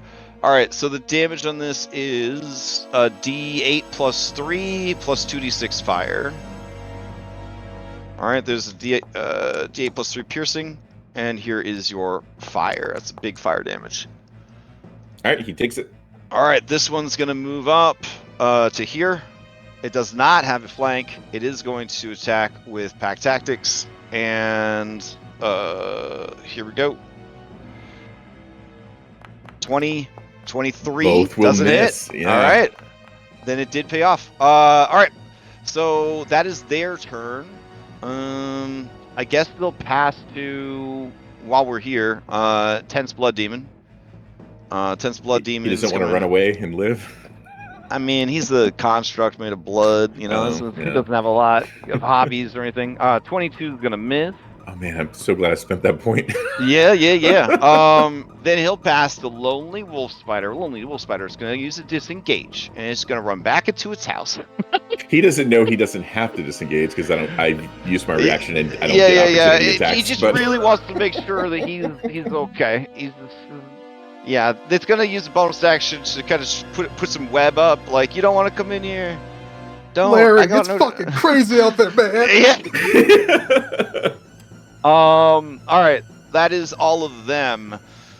Let's see. I don't want to find out what happens in the Strahd room until later. So let's see what's happening with the Zrinhala. All right, Zrinhala. They're gonna pass to Galamoth. Galamoth is once again just gonna try and shred you. He's stuck in this fucking storm. So it is gonna be at disadvantage. All right, and he's afeared. So it's extra disadvantage. If this was Dragon's Bane, he'd be so screwed. Super disadvantage. Super disadvantage. All right, here's the first one. Disadvantage. Yeah, that's gonna miss. Here's the next one. Disadvantage. Ooh, that'll still hit. All right, here's some damage from that great axe. 31. And then it'll attack again. Disadvantage. And miss. All right, and you maintain the storm. Okay, that is his turn. You've taken damage. Would you like to steal? He would love to steal. All right. All right, so he'll look at Galamoth and just be like, Galamoth, I love it. You picked the wrong team. And he'll just shock and emitter just the hell out of everything. There. Okay.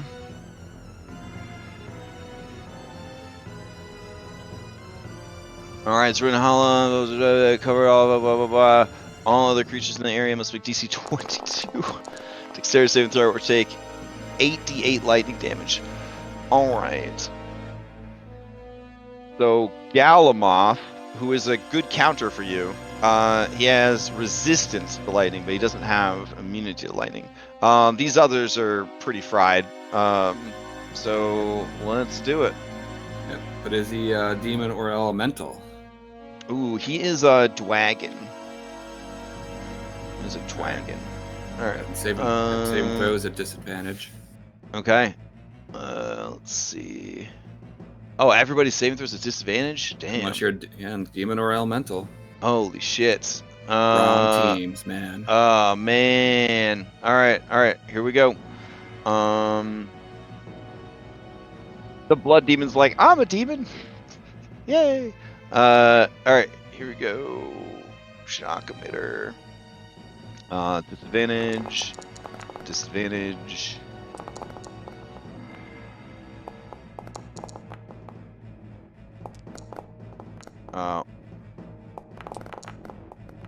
Let me check here. Yeah. Shock's blood demon actually would have made it. I didn't know which one he was in the stack. He rolled a 19, so yeah, nice. All right, give me that damage. What is it? That's a 37. 37. Okay. So everyone here takes 37 lightning. He's resistant, so he would take half. Let's see. 37 divided by 2 be 16. Yeah. Okay. So he takes 16. Shocked blood demon is actually immune to lightning, so it takes no damage. Volenta takes the full damage. And then these doggos all take 37 points of damage as they just flail on the ice. Holy shit. Okay. That do trigger their cornered ability, but there's no one for them to attack, so they just languish. All right, what else you got for us? Zrinhala. All right, can I move through my own sleet storm without issue, just flying through it?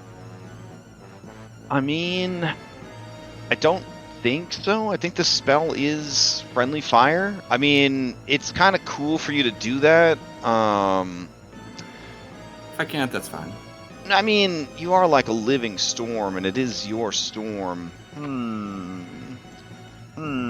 Does the spell affect flyers? Does it say that it specifically affects flyers? It doesn't say. Okay. There's no Then I wording in don't it. think you have to worry about falling prone, but it would be difficult terrain. Maybe you can fall prone. Yeah, I don't think you can. All right. So All right, freezing frame. You're doing not sleet storm. You're doing the big boy one, right? Or are you doing sleet storm? Yeah, it's Sleet Storm. Okay. All right. It's 20-foot ice cylinder, 40-foot. The ground in the area is difficult terrain, so flying should be fine. Yeah, flying should be fine. All right, then he's going to fly through it and make them just go all the way through it again to get to him. Very nice. All right. Anything else? Nope. He can't hear Shane, but he knows, or he can't see Shane, but he knows he's there, so he'll bonus action bolster him if he's within 30 feet. Other than that- Shane is too far. Okay, never mind then. Sorry. No worries. Okay. That's all right. Yeah, is everyone else gone? So it's just baddies left. Yeah, it's just baddies. Okay. Let's see what Easemark the Forgotten's up to. All right. So you passed the Eastmark, the Forgotten. Tiernan's already gone. All right. Let's see. Eastmark looks down at the body of the mutilated body of Anna Anderson. He lets out a primal howl. And then Anastasia says in a deep voice, because she's gotten large spell on, that's a good boy. And Shane, all the way down here, you hear that voice, and you have those like shuddering memories that still linger even after death. Oh yeah, he's like. All right, she's gonna tell him to go find them. All right, so he's gonna rush away, and again, and I think he's got a bonus action leap. I think so. Yeah, bonus action leap. All right, then he will leap.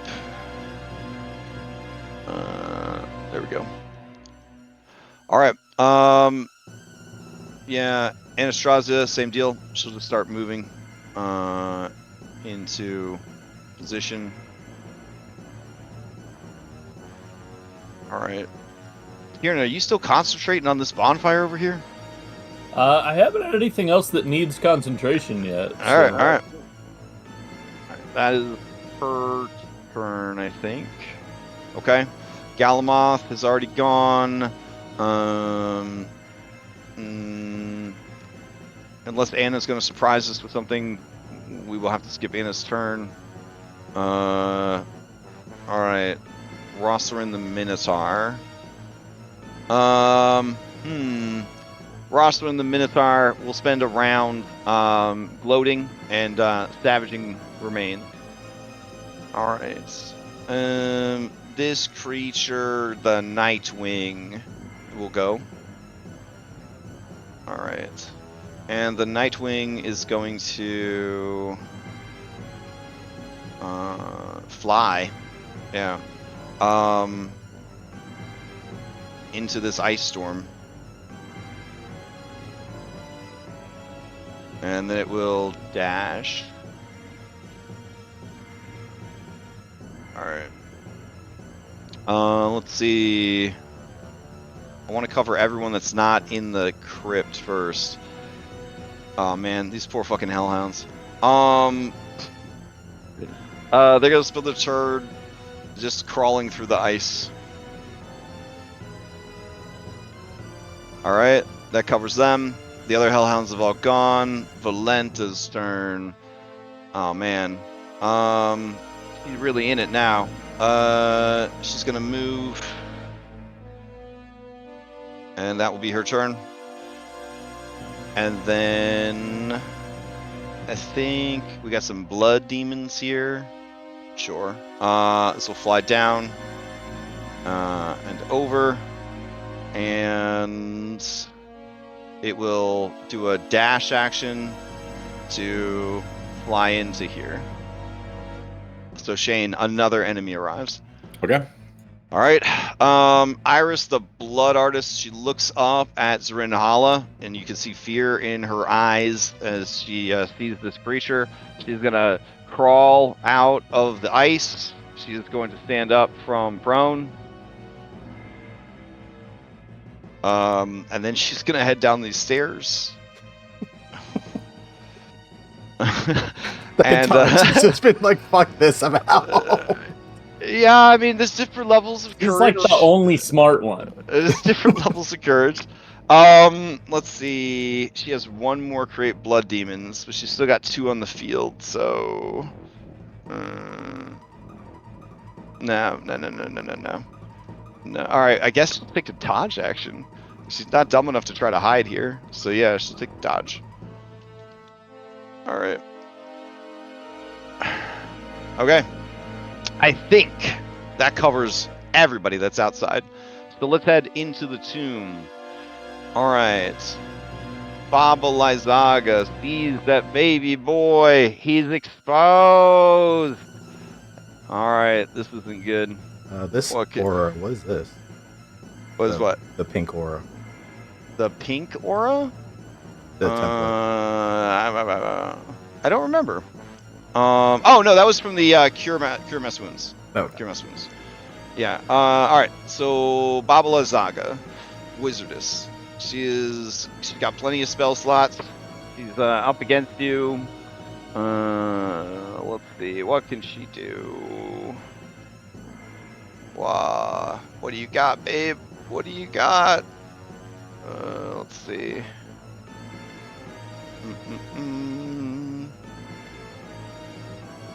Alright. Okay, so she has that. That's probably not the best use of a bonus action. Okay. I feel bad for her. She's kind of having to step in as like the final boss of the campaign. Like, I don't want her to do a terrible job. I want you guys to feel satisfied. Okay. So she's gonna bonus action Misty Step. And so she is casting a spell, Darius. Do you have a reaction left? I wish I had Mace Slayer. I have a reaction, but I don't have Mace Slayer. Okay, gotcha. Alright, so she's gonna teleport up onto the wall. So she would be 10 feet up. So without breaking everything, I'm gonna add 10. And she's still here. Alright, cool. So from up on the wall, we got Tiernan down on the ground, messing with Strahd. We got Strahd unconscious there. Okay, what can she do? Ooh. Damn. Was kind of hoping to use that on somebody else. You guys have such good wisdom saving throws. Do what now? Wait a minute. Archimedes has good wisdom saving throws. She doesn't know anything about Darius. Fuck it. She'll give it a shot. Okay. But she's got to stop Tiernan altogether. She's got to trust that the vampires can stop him. Alright. Yeah. She is going to cast a spell at you, Darius. It is a... let's see. Ooh, wait! Even better. Alright. Magical darkness. Okay. Non-magical light. Can't illuminate the darkness. Okay. Ooh, that's a little too much, babe. That's a little too much. Alright, fine. Alright, we're gonna gamble on it. We're just gonna try and disintegrate Tiernan. Alright, Tiernan. You got a disintegrate coming. This is an all or nothing save. Easy. Yeah? Sure. Alright. Want to use a fan spell? That's a dexterity-based saving throw. If you don't make it, it's going to be 10d6 plus 40 force damage, and if it drops you to 0, you cease to exist. This could be it. I highly recommend using a fan spell if you need to. Okay, I have advantage against this already, so I don't Okay. need the fan spell. Well, use it to reroll if you need. But you don't need to need it. Yeah, that's Yeah, you fair. won't need a reroll. It's a DC 18. It's fine. You got this. Oof. Alright, so Oof. I'm gonna use my Indomitable. Okay.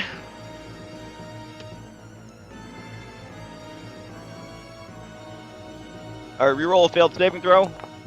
Amazing. With a bonus equal to your pure martial levels. Okay. You're a So fighter. 11 plus 13. Alright. So 24 is enough. Eloise the Bard uses cutting. No, I'm just kidding. Alright. Fantastic. So you feel the beam hit you in the chest. It starts to like disintegrate your flesh, and then you see as the flesh is being disintegrated, just plant matter like bark and like exposed like fleshy pulp begin sort of filling the void where the flesh is being disintegrated, and then the spell ends, and you are not disintegrated. I hold up my missing right middle finger. All right, and then she will. She will scuttle back a bit on the wall. And that will be her turn. All right, no damage was dealt. Vamp Squad, you guys have got to do this, guys. You gotta do this. Helga, we'll save you for last. Gotta get his HP lower. All right, Barnaby is up. Barnaby really don't want to go out in all of that, so he's not going to. He is going to cast a Wall of Thorns from the darkness. Let's see. He will upcast it. And, sorry, Strahd. He will make it go through you and through Strahd.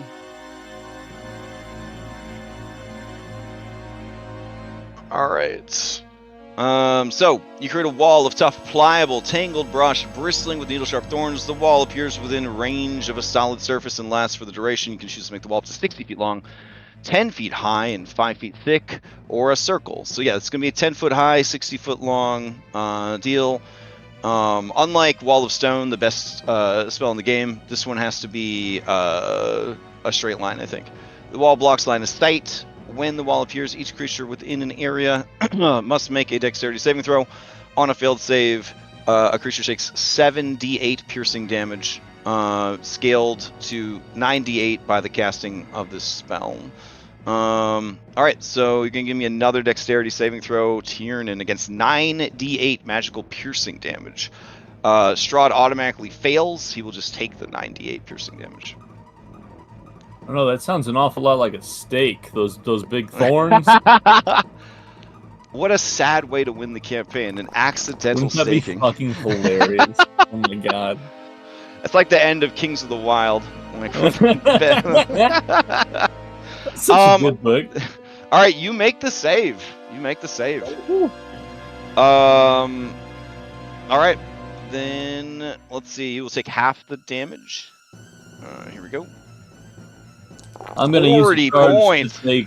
I'm gonna use a charge to take 0 damage instead. So I'm using Okay. a charge from my Mage Hunter plate. Oh shit. Okay. Alright. I mean, do try his best, guys. You tried his best. You did good, Barnaby. You tried your best. I'll set up a little wall there. Let's see. Nice ethereal wall. Alright.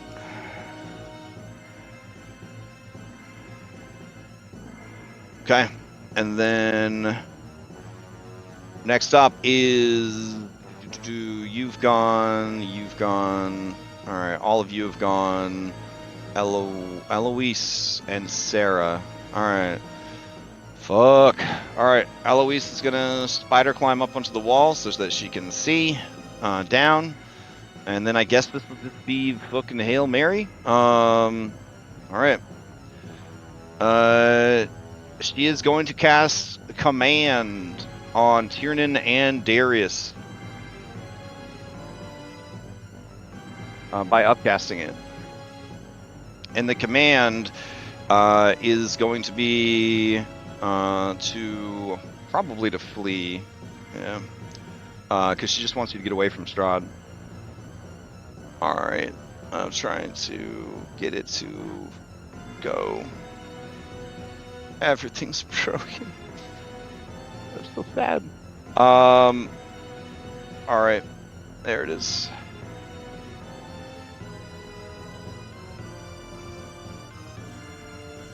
Okay, go ahead and give me a wisdom saving throw from both of you.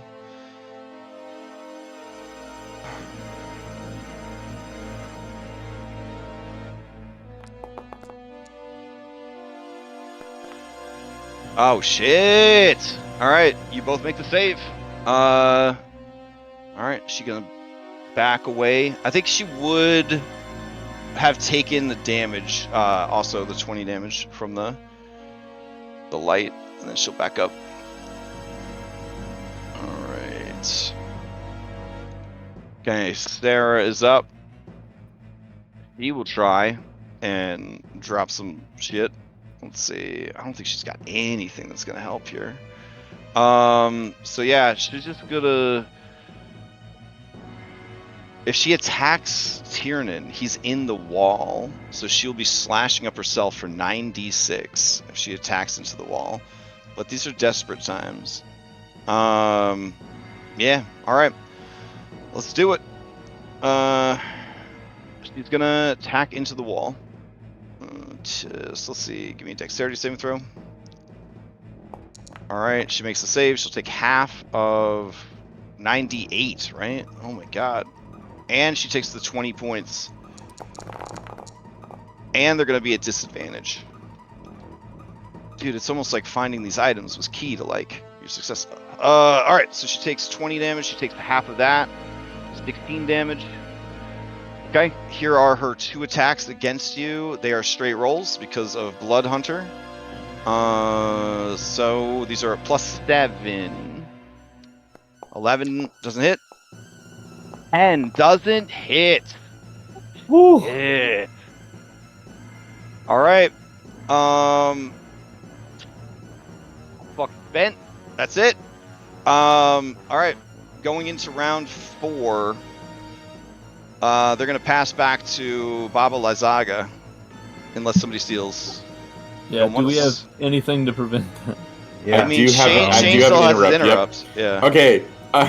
But if Shane damages if I anybody, attack something and don't kill it, yeah, which might be these hellhounds. So you did quite a bit of damage to him. I think you should be all right.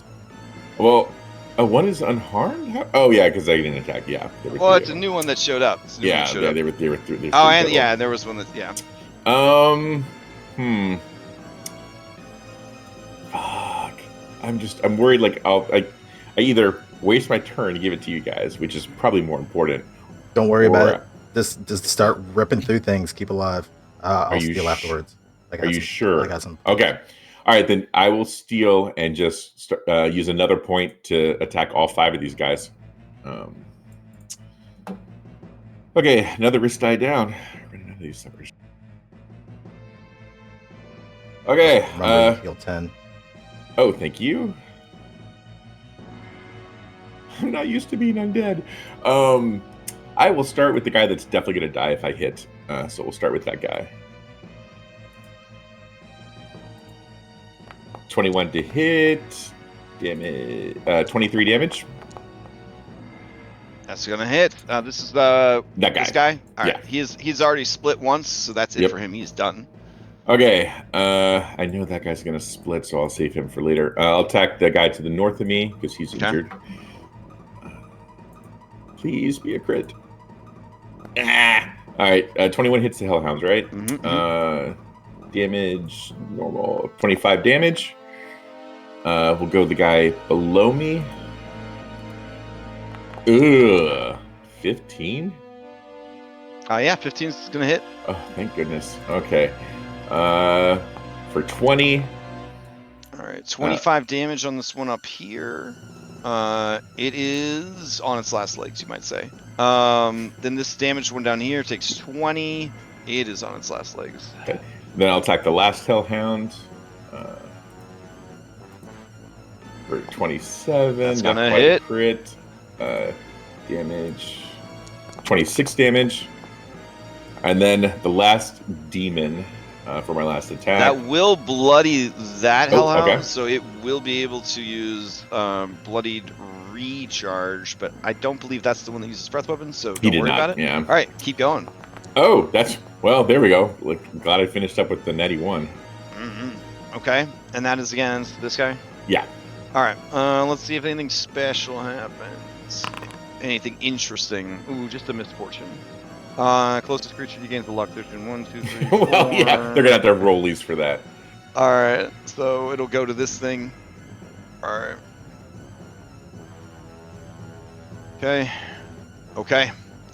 All right, you have a clear path if you want to try to move away, but it is a lot of opportunity attacks. Oh, yeah, it is. I'm gonna wait because I'm gonna get in the crypt in case there's something in there. Okay. And yeah, I know I gotta get rid of these guys. So yep, I'm good. I assume they're gonna steal. Definitely, yeah. All right, this guy that's got 1 hit point left is gonna try to make that 1 hit point count. Gonna try to make that 1 hit point count. All right. Let's see. Yeah, it's just gonna try and tear into you with a bite. That bite's coming in at a +5, but he do got pack tactics. Here we go. 21 or 21. Okay, I will. Yeah, I'll use another combat maneuver point to add a Okay. D10. Now remember, in 5e, like action economy, you're in like an insane situation. Even though you're high, even though you're higher level than all these monsters, like yeah, the action economy alone is. My AC is only 20, so that hits. All right, so that's gonna hit. So that is gonna be a D8 plus 3 piercing, and then 2d6 fire. So 9 piercing, 3 fire. Okay. All right, it is going to move to here. It's going to pass to its buddy, Guilty. So Guilty gets a flank attack. All right, Guilty is up. And same deal. It will roll with advantage. This time with a +2, which I'll actually add in so that we don't get our hopes up one way or the other. So 16 doesn't that hit. will miss. All right, then it will stand its ground. It'll pass the Unhinged. Unhinged will attack with only a +5. But with advantage, 15 and 11. Both are going to miss. And then they will pass to the Blood Demon. The Blood Demon will move here so it can have a flank. It will go ahead and attack. It's got a +7 normally, so it's going to be attacking with a +9. 17. Not going to hit with your boosted armor. Okay. That is everything in the Shane area. Since they control the initiative, they will pass to Baba Lysaga. All right. Spending the recap inspiration to Okay. All right. All right. Last I saw, Baba had gone up to the top of that stone cage that she made before that wall came up. So Darius is going to move through the wall thorns. All right, give me that dexterity saving throw. DC is only a 15. Sorry to call out your low spell DC, Barnaby. All right, that does not make it. You're going to take 9d8 points of magical piercing damage. That's fine. I have big buff. So I have resistance to bludgeoning, piercing, and slashing for 1 minute. That's going to be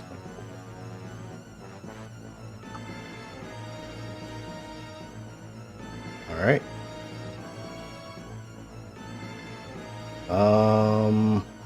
They are all up on the wall, like cowering in the shadows away from the sunlight. And that took what, 10 feet of movement to get there? With the wall of thorns, it's definitely difficult terrain. It might be worse than difficult terrain. Let me check. It's quadruple difficult terrain. Every foot is 4 feet. So that would have been 20. Yeah, every space would be 20 feet. Yep. That's all right. And then how high was this stone thing that she made? 10 feet? Yes, 10 feet high. So a paralyzed Helga is right here. Eloise is right here. Baba is right here. And Sarah is right there. Okay. Let's see.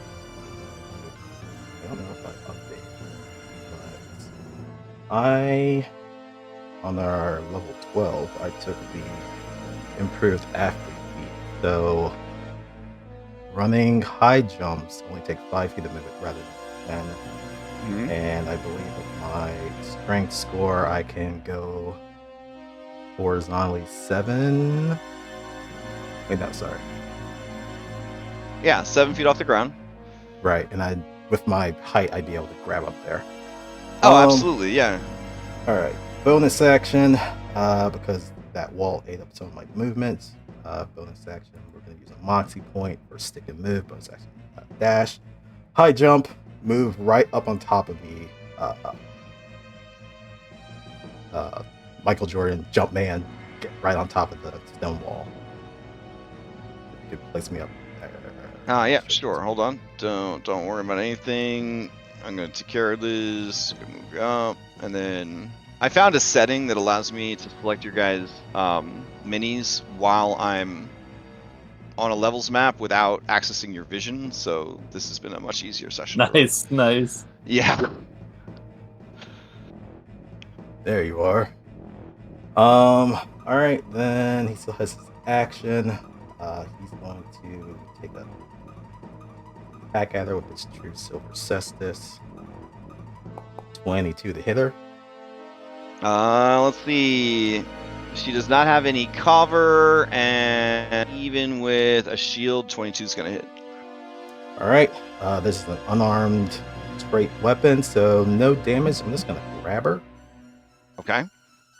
And then I'm going to reposition her behind me into the wall of thorns. Ooh, nice. Nice. Okay. All right. And stomp on her for my second attack. Now she does still get a dex save because she's grappled but not restrained, right? So she does still get a dex save. Right. Okay. So All right. my saving throw is a 23. Well, I'm going against the saving throw of the wall of against the thorns that thing. you. She's not trying to get out of my grapple. Gotcha. Oh yeah, not yet. Yeah. All right. I'm just double checking some stuff. All the blessings that she has, she does not have magic resistance. Okay. All right. So here is her dexterity saving throw. Amalazaga attributes, dexterity. She has a plus 0 to her dexterity saving throw. Here we go. Oof. Yeah, that ain't gonna do it. All right. 98, 42 points of damage. All right.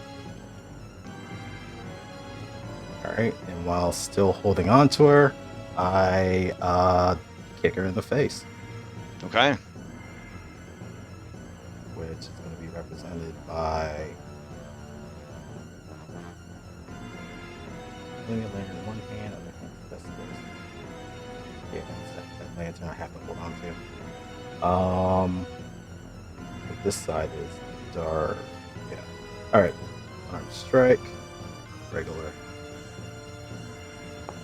17 to Heather. 17. She will reaction shield. Okay. That burns her reaction in her spell slot. But I'm still holding on to her. Okay. He is Defo wants to steal.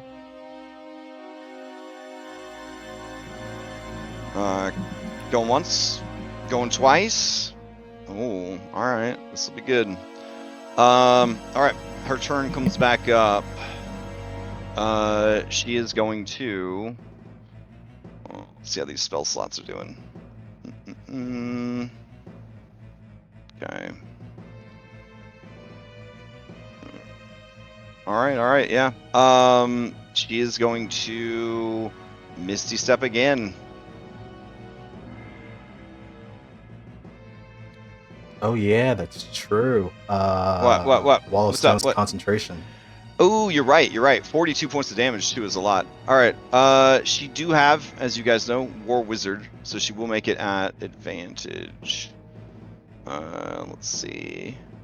So 42 points of damage. So it'll be a 20 DC 21. All right. Here we go. Let's see. Saving throw. Advantage. 30. All right. Good call out though. Good call out. Because that would change a lot of things. She's going to actually no, because Wall of Stone. I don't think is. You have to have concentration on it the whole time for it to be permanent. For the full duration. For the full duration. Yeah. It was different with the heart because the heart didn't have that. I mean, the heart was it's just been there changing for a its while. shape. Yeah. Yeah. The heart's just changing its shape. Yeah. Of the castle. All right. So yeah, she's going to disappear. There we go. And go back down there. Do you need line of sight for Misty Step? Yeah, but the wall's 10 feet, and she was 10 feet up, so she could see over the wall. On and not in. Right. Yeah. Ooh, that's a good point. She was in the wall. You're right. So I think from inside the wall. From inside the wall, all it's letting me see is the wall, but I'm assuming I should not be able to see anything. Well, let me check. Let's see. The wall blocks line of sight. Yeah, so I guess if you're in the wall, you can't see. So all she could do with it, with a Misty Step, would just be to teleport out of your grapple. Because she can't really see anywhere else, right? Because inside the wall, you just wouldn't have any vision at all. Oh. Yeah, that makes sense, because it's so thick. It'd be like going into like a hedge maze or whatever. Damn, bro. So you can't actually see Strahd to stake him? Damn, dude. I mean, I'm where he is, and I'm standing on him. Yeah, that's true. That's true. Okay. Shit. That's a good point. She's kind of fucked by this wall of thorns. All right. This is a good scene.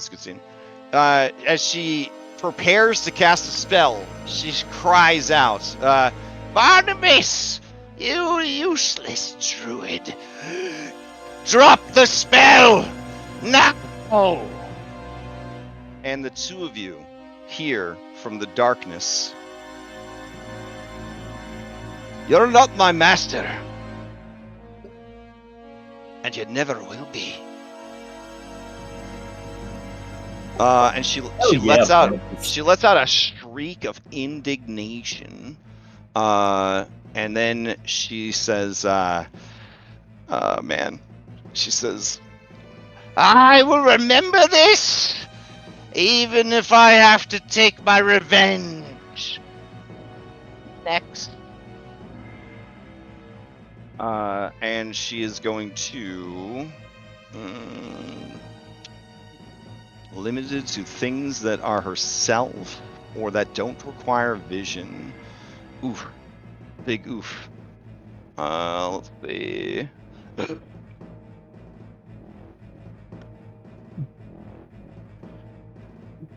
By this fucking druid. Oh man. Can't find good help these days, I guess. Right? Let's see. All right. I guess we'll go nuclear. Okay. She is going to cast Vitrolic Sphere. Okay. A glowing 1-foot diameter ball of emerald acid streaks there and explodes in a 20-foot radius. Each creature in that area must make a dexterity saving throw. On a failed save, the creature takes 10d4 plus upcast damage. On a successful save, a creature takes half of the initial damage and no damage at all until the end of its turn. But that might hurt baby Strahd. Let's just disintegrate Darius. So Darius, she can see your hands because you're grappling her. So she's going to disintegrate you. All right. Sorry. I don't play a lot. As a player, I don't normally play Spellcaster. I'm playing one on Tuesdays, and I'm not great at it. So I'm just trying my best here. Let's see. Yeah, so she's going to cast Disintegrate on Darius's hand. Not again. I just got it. I know. Easy come, easy go, I guess. And fuck it, the fight's almost over, so she's going to upcast it. So that means She's gonna cast it at 8th level, so it will do an extra 6d6 damage. So it's gonna be 16d6 plus 40 if you do not make your saving throw. I mean, you still need line of sight on the hand, correct? Yeah, but I'm saying the hand is grabbing her. She can look and see the hand Is it grabbing her eyeball? Yeah. Listen. This is the call. This is the call I'm fucking making. All right, let's go. All right. He's got her grappled, he's putting himself at risk. Yeah, No, that's fair. Also, did you take the damage from shoving your arm into the thing, or you just held her in the thing? I held her in the thing. I took damage going through it the first time. Got it. All right, it's only once on a turn, I believe. You can take damage from it. All right. Oh, but trust All me, right. I'll continue taking damage as I keep her in that thing. All right. I'm going. Let's see. Is it Dex? Yeah.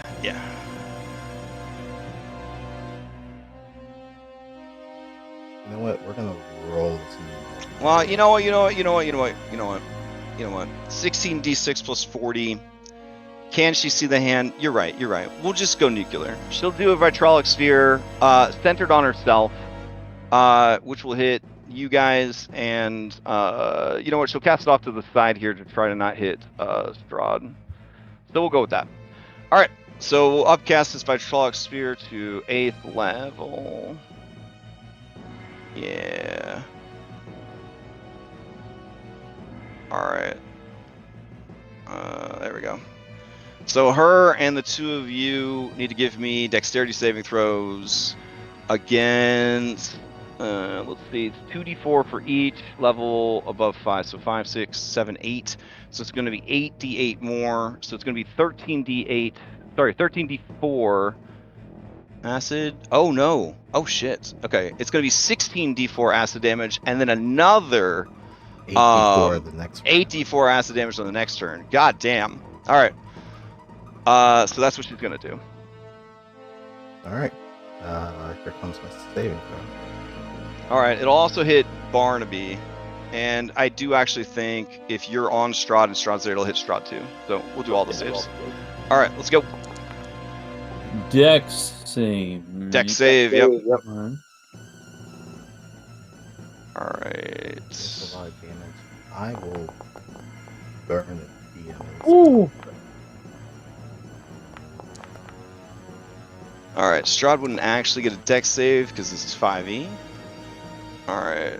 Barnaby's gonna pass, so he'll take half the damage. Oh damn, dude. All right. Well, He's locked in. This ain't Pathfinder, so. All right. God. Collapse. I guess it will melt the wall. There's a major structural failure or some sort of trap nearby. DM discretion should happen as close to the initiating creature as possible. This creates an AoE that deals an additional 1d10 damage per APL and prone with a Dex DC equal to 10 plus half the APL for half damage. The AoE template can leave behind difficult terrain. Holy shit. All right. Well, that's fun. Let's see.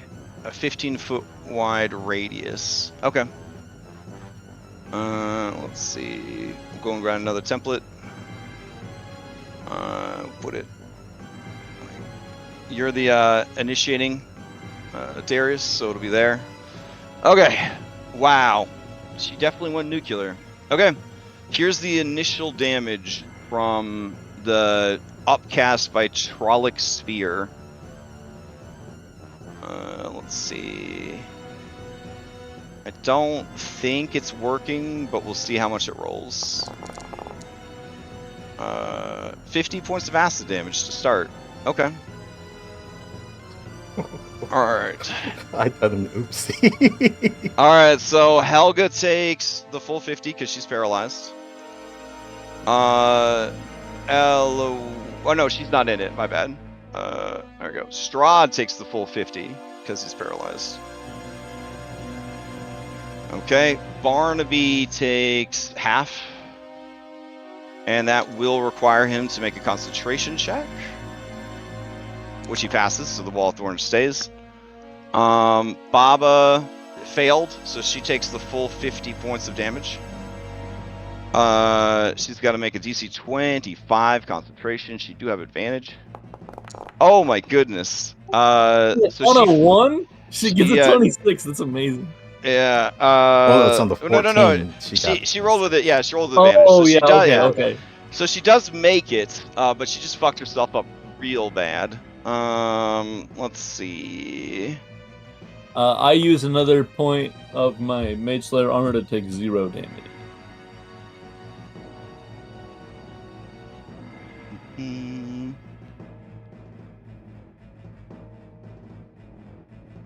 All right. Would it be worth burning her reaction for this? Probably. Yeah, okay. She has a reaction back. She uses the reaction, so she won't be able to shield. You know what? I think she'd rather be able to shield. All right, she'll take the damage. And then Strahd takes the damage, acid everywhere. But then the wall of stone from the magical acid and Darius's bulk, I guess, is going to collapse inwards. All right, so the roof is going to collapse, and you guys will fall in. And then it's just going to fill with debris, and then Tiernan, you, Baba, and Strahd, and Barnaby are also going to be showered with debris.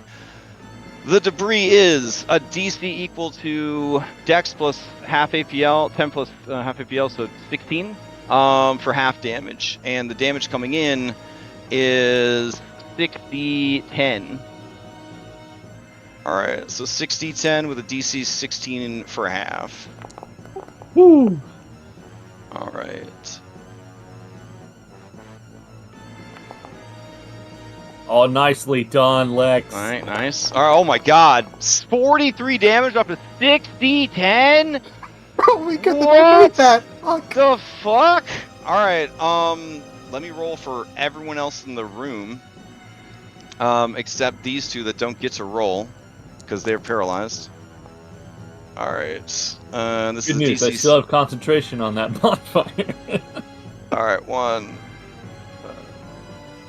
Go. And this is not a magical effect, so anyone with magic resistance is kind of screwed. Alright, let's see. Barnaby makes a save, gets a boon. Lex, this is your boon. This is Barnaby's boon. He's going to give the inspiration to Eloise. Alright. And then all of you that were on the roof, you fall inwards. It's a 10-foot drop. Do you have a way to mitigate 10-foot drop damage? I resist damage, but that's about it. Okay. Let's see. I guess if you reduce it to 0, you should be fine.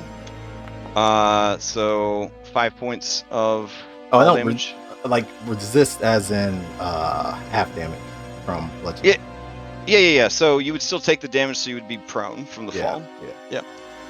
This is not magical, so the vampires would actually not be too fucked up by it. These are spawn though, so they are going to still take half damage. Alright, so Barnaby, you take 20 points of damage from rocks hitting you in the head. He makes the save, keeps the wall of thorns up. Sarah, she is going to take... God damn. What's her... Did anybody see her save in chat? Let's see. Wizardess, Helga, Eloise, Barnaby. Barnaby rolled twice. I don't know if one of them Oh, was that's supposed to. weird. Alright, I'll just roll her again. Okay. Alright, so she makes it. She takes half and half again, so she takes 10. Alright, Helga takes the full, but then halved. Eloise takes the full, but then halved. Alright. And all of you are now in this chamber with, Shit, where'd you go, Lex? I'm here. Okay. I was lowering your, height, but I don't think I needed to. So I think I put you at... Can you put your height back at -60? Yeah. Just add +10 to it. Just add +10 to it. Alright. Fuck. So... That didn't work. She didn't kill Tiernan. She didn't get... Well, she did get free, because you fell down, right? Right. Okay. She's stuck in the wall. Yeah, so now she's deposited in the wall. All right, so she has movement, and she's already taken the damage this turn. So she used all her movement to birth herself out of the wall, 20 feet of movement, and then she will use the last bit of movement to move over here to be just outside of the effect. Oh my god. And then as a bonus action, she will drink a potion. Alright. Go.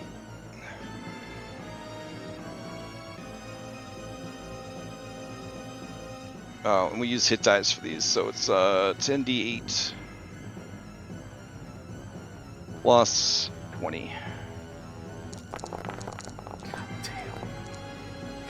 She was really low on hit points, wasn't she? Yeah, she was like 30 something. Yeah, she's a wizard, NPC wizard, so she has a decent amount for a wizard, but still not a lot of hit points as far as bosses go. It's really just like a focused fire can take her down, but that's hard to do with all the control effects. All right, fuck, that's her turn. Anyone that was damaged may steal. Sure, I'll steal. All right. So listen here, Mr. I can't see, she can't see, no one can see in this wall of thorns. Oh yeah, no, I know that fucks with me. Yeah. All right, so here's how you drive a stake through a vampire. You must do a melee attack roll against the target. The AC is 16, representing supernatural resilience even when incapacitated. So normally it would be at advantage, but now since you're not exactly sure where you're trying to go, that's where it's going to be. If you could see him, you could sub in a medicine skill check for this and just know exactly where you need to strike to hit the heart. If you do manage to hit, now you need to drive the stake through the supernaturally powerful heart of the Master Vampire. This is a DC 18 athletics check. That is done as part of the successful attack. That's it. And technically they are weapon attacks. So if you have the stake in hand, do you have the stake? So there's not like a specific stake we have to use for this, correct? Oh, I mean, Daniel had a whole cutscene where he made a really cool stake. That's true, but we don't have that. Daniel has that. Damn. And Daniel is subsumed within the body of Zerno. Oh yeah, there's that shit. Snap the blood spear and half use that. Oh yeah, I was going to use fucking the Yeah, the half but is it's just not regular sharp. It's not sharp enough, bro. You gotta. What about the dagger of the seeker? The That seems spear perfect. part through, and then use the stake part as like the half. Was the plan? Yeah. You're gonna. Oh, you want the blunt end? I'm gonna have to. No. So you are gonna with the tip, and then just push it all the way through to where the haft is the stake. That's pretty dope, and it is a signature item from this campaign. I will allow it, but I'm gonna put the difficulty up to a flat 20 now instead of an 18, because you got to really dig it in there deep. You know what I'm saying. So it would normally be an advantage, but then it would normally be. So you're making straight attack rolls against an AC 16 to get this started. You just gotta roll just decent dice here. That's what we're looking for. All right, I'm seeing which of my Battlemaster things lets me add it to the attack roll and not the precision. It's called precision. Yeah, okay, I've got that one, so I'm gonna do that. Okay.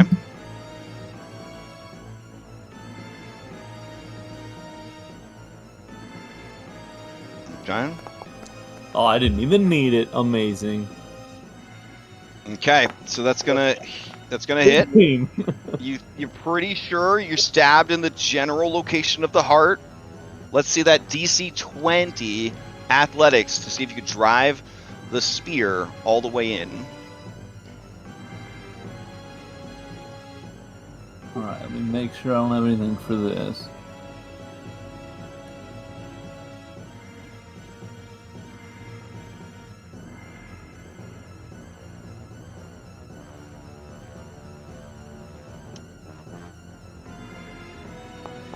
amazing. All right. I mean, you have two more attacks this turn? Yeah. Oh.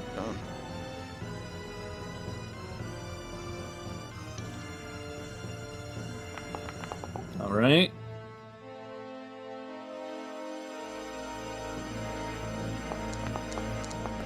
I'm just gonna fucking succeed. Yeah, because it's a check. Yeah, I'll succeed at a cost for the second part. All right. Let's see. Succeed at a cost. You gain a level of exhaustion. You tired, bro. You tired. Yeah. I don't know why. But there it is. All right. Let's see. Okay. So you're just trapped in the wall of thorns still. You stab down at Strahd. You stabbed into Strahd. You can't really see what you're doing. No one can actually see what you're doing. So I guess we just don't need to describe this scene. We just skip to the end credits. So I'm gonna take my movement to also rip myself through the wall and press the symbol of Ravenkind like on his forehead as I do it. Oh fuck. Okay. Give me a dexterity saving throw. I mean, I wasn't fishing for more self-mutilation, but I'm happy to have it. All right, let's see it.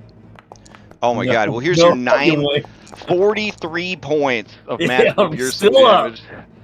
All right, and so you tear yourself through the thorns, one hand using all of your weight to press the Spear of Kavan until you feel it pierce through the bottom of the coffin and into the grave dirt beneath. His eyes open, in shock, in pain, and in relief. And as you kind of tear the thorns aside to find his face, and you place the symbol of Ravenkind upon it, his eyes burst with yellow daylight. His mouth opens and you see yellow daylight stream out of it. And with a look of sort of agonizing pain, his body convulses, and then it begins to just crumble into ash and dust.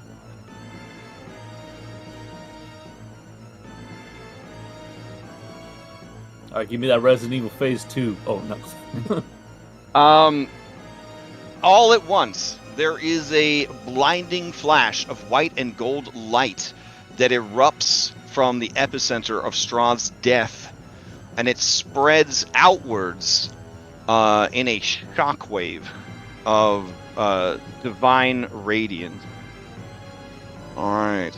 As it hits Baba Lysaga, the assembled vampires starts flooding out into the hallway. Shane, you see the blinding light kind of pass here and then through you as it continues going, and you feel nothing but warmth and light as it passes over and through you, because you, Shane Masters, are not an evil man. As the light continues to flood outwards, purging the evil, purging the darkness, flocks of bats that made up the almost living ceiling of the crypts scream and begin to flee for their various outlets of escape, but they too are consumed by the burning light as it passes through. Zrinhala, as you see this tidal wave of radiance, of goodness, of essentially light having waited countless centuries to balance out darkness, this breaking of the curse. What is going through your mind as you're about to be hit by this truck of divine radiance? Sheer utter panic and a sense to flee, which is what he will attempt. Okay. And it is flooding through the chambers. Okay. Darius King, do you consider yourself to be a good person? I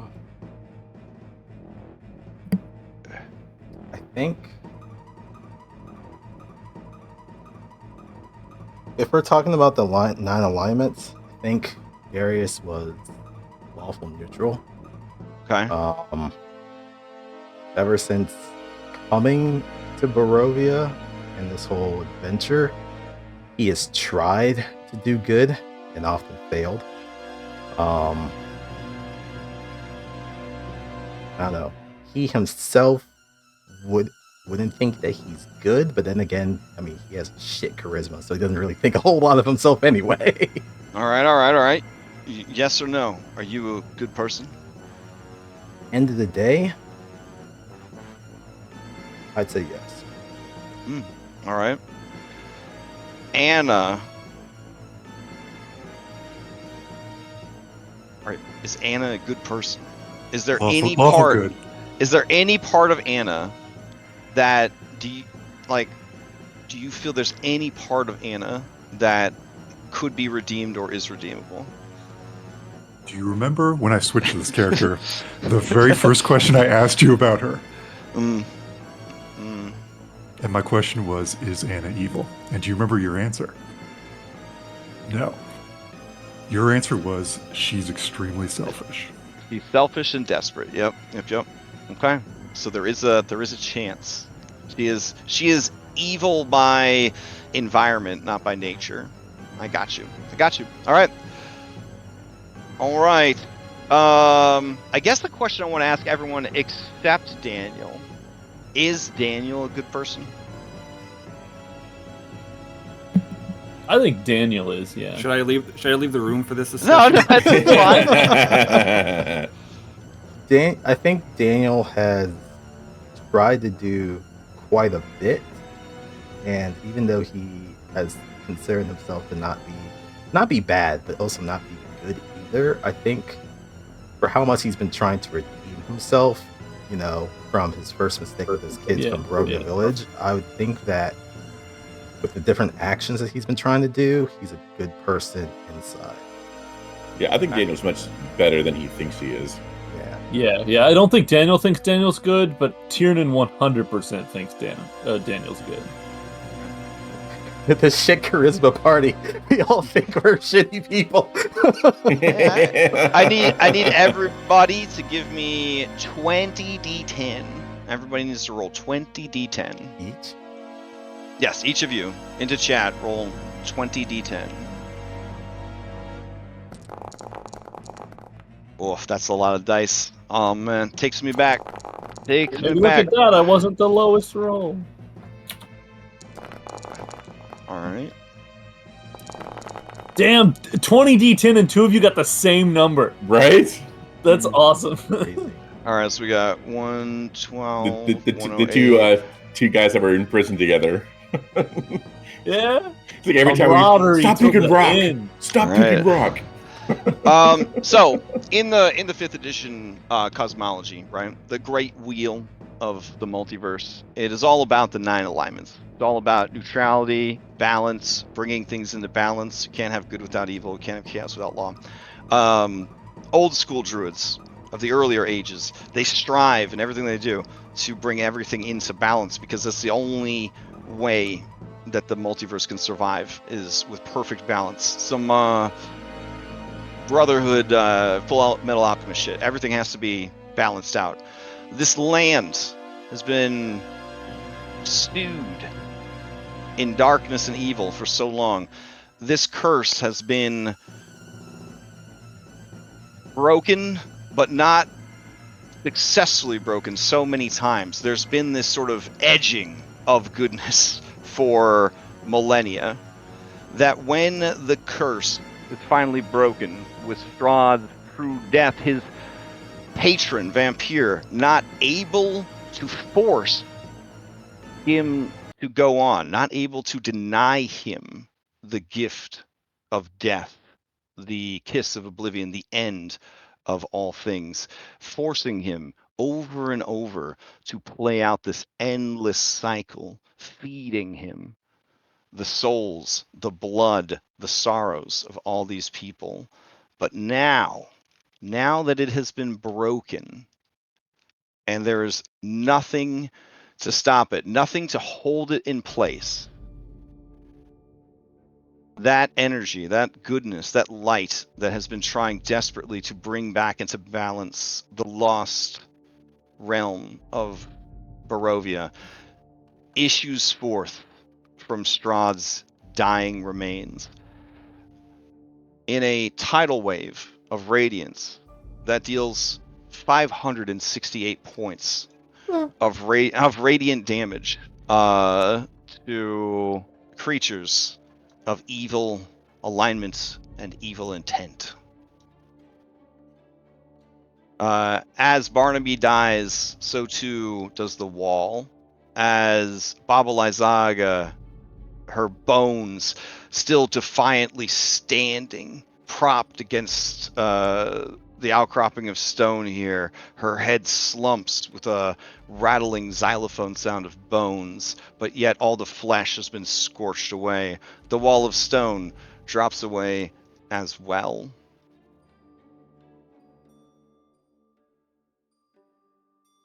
The vampires are disintegrated, one by one.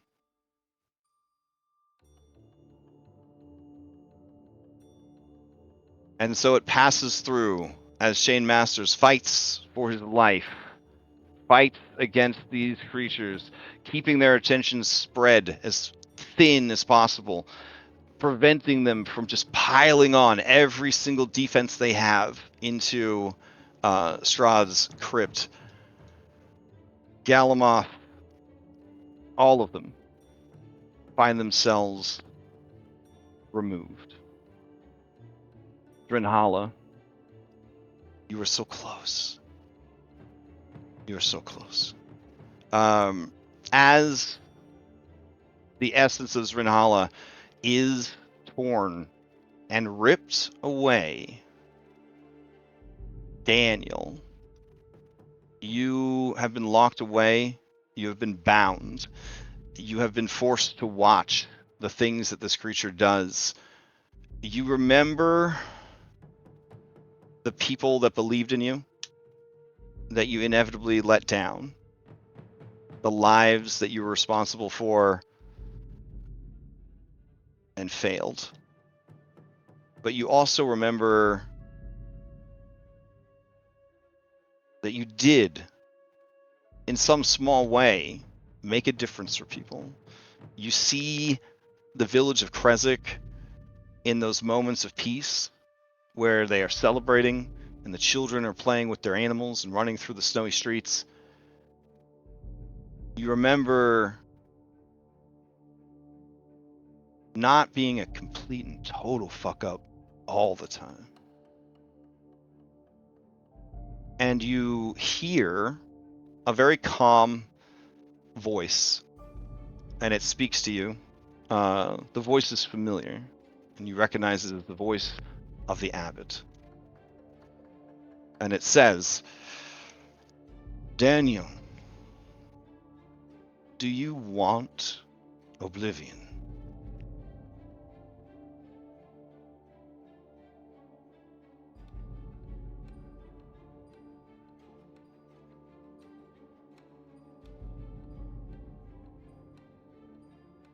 Daniel will say it flat out, he doesn't deserve to be saved. Wow.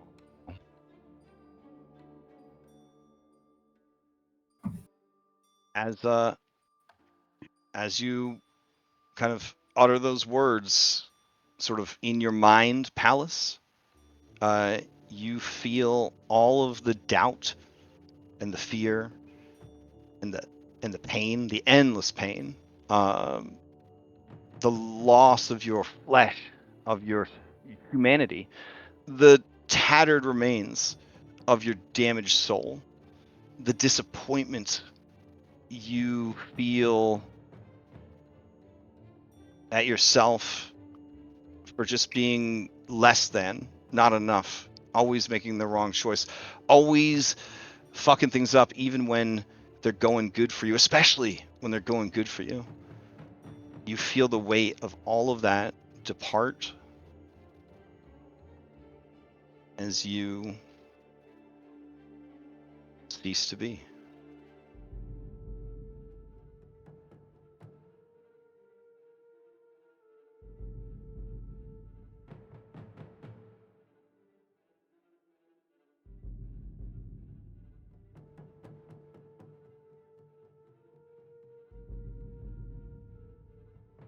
As the wave of radiant light washes over Rosrin and the remains of Anna Anderson, Anna, you are a ghost again. Maybe. You are a maid again. Maybe. You are a expectant mother again. Maybe. Your life has been hard to navigate. Something completely out of your control. You've been at the mercy of the men and older women in your life, a commodity to be traded and used.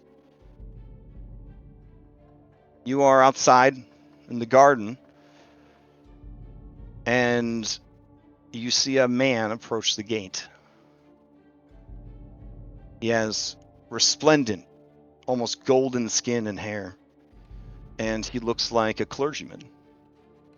He stops at the waist-high gate, and he smiles at you warmly. He says, "Are you Anna?"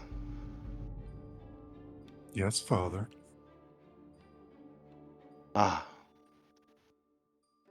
Anna, we have met before. We have met a few times before. It has never turned out so well for either of us. But this time,"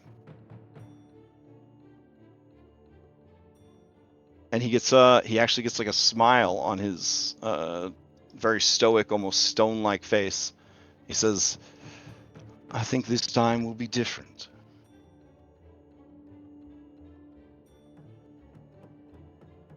Anna, you deserve a chance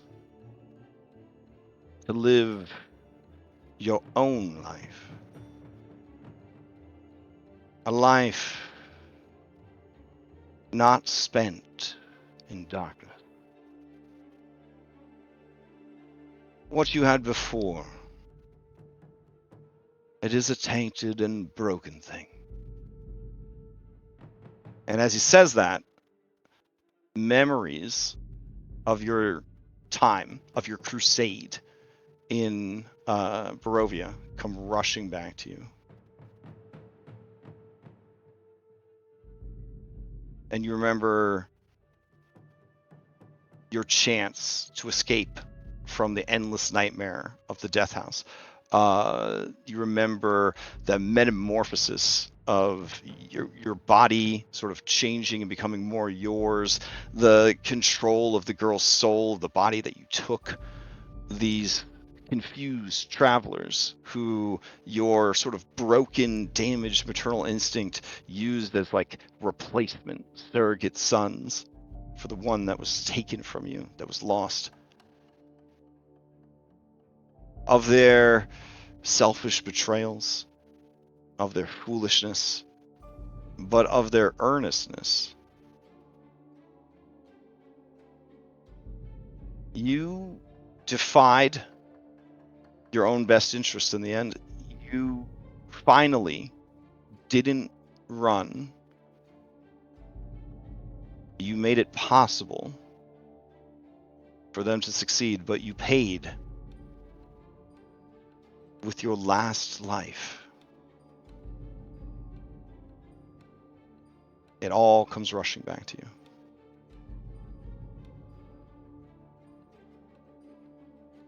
And the spirit of the abbot says,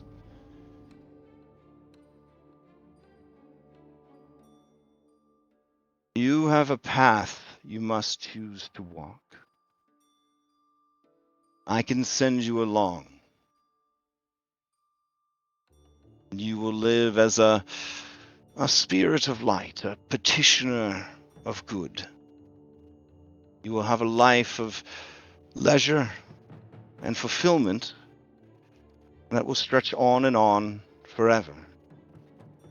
But you will be dead. Or I could send you on to start a new cycle. Your new cycle. Your spirit will be born again in a world free from darkness. And the life you have there will be yours to guide and to choose. Or you can deny both and remain here in this castle, bound by your failed ambition, a ghost again, forever.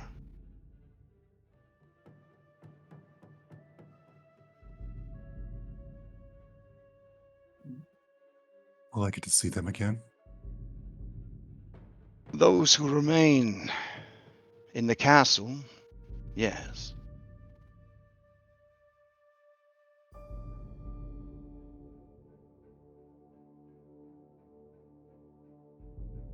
I think she'd like to try it again, doing it her own way. For once. Right. The gate opens gingerly, and he extends a hand. Despite his soft appearance, his hands seem calloused, as if he uses them in a great many of his works. And he offers his extended hand to you. And he says, do not be afraid. The multiverse has a way of balancing things out. Your many lifetimes of sorrow shall be met with joy for once.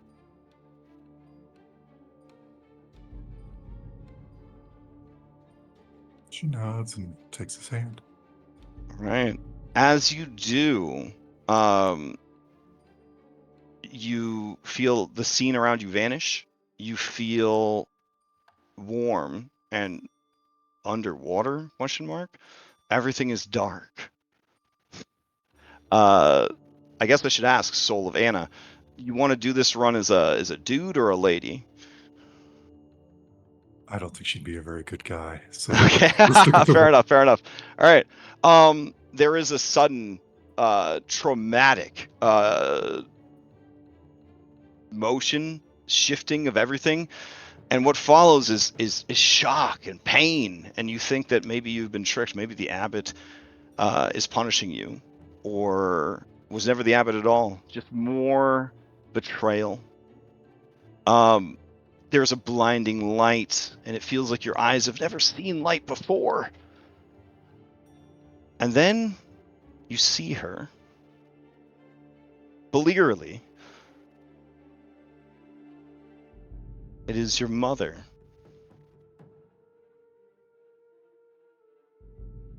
And in her face, you see joy.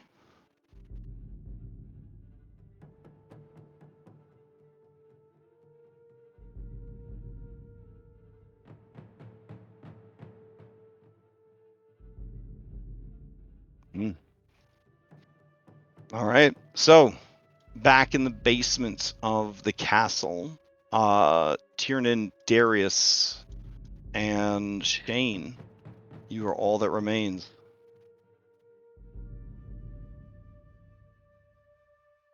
And I guess, what do you do? Yeah, so Shane would obviously approach and see that, his purpose is basically complete now. Oh shit, you're right. Okay. So seeing Strahd Dunzos, I guess you and the fucking order would just go. You got anything fucking heroic and cool to say as you Yeah, so powered out? he would look at Tiernan and Darius now that he's not, the Draculich anymore, and say, "Tell them I saw the light in the end." And his eyes would just go completely silver, and he would just collapse like a sack of bones and just fade away. Shit. Okay. And you go to sleep. Yeah, in his mind, I guess, when he, whatever consciousness he has, he would open his eyes and look at himself, the normal Shane, his face still pretty, his hair still good. And, he would see himself on the outskirts of Kresik, and, he'd look into the town, feel the cold air, crisp against his skin. And he'd see Dimitri looking at him, smiling and waving. And next to him, he would probably see Mackenzie smiling, and assuming her soul's still bound here too. And he would smile and, just say to himself, "I'm home." That's probably it for Shane. So, as you say, I'm home. You feel a presence behind you. Looking back, you can see the Lord whom you've sworn to serve. He would, dip his head and bow, deferentially to him, And he nods to you and says, Shane Masters, you joined us late in our crusade. And as he says that, you see the many fallen paladins of the order assembled behind him. In death, they too are remarkably beautiful, because in the second Age of Magic, you needed to have a really high charisma to be a paladin. They all look at you and nod, bro nods of respect. And Argynvost says to you, our work here is done. The battle against evil never ends. I have work for us. Though, I shall release you from your bond if you need to rest.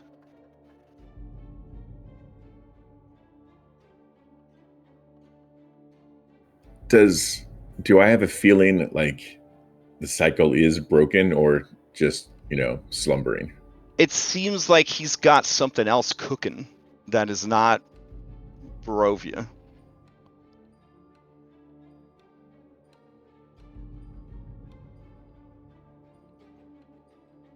Yeah, looks behind him, wanting, his dream to be a reality, and says, I don't mind staying behind as a vanguard if needed.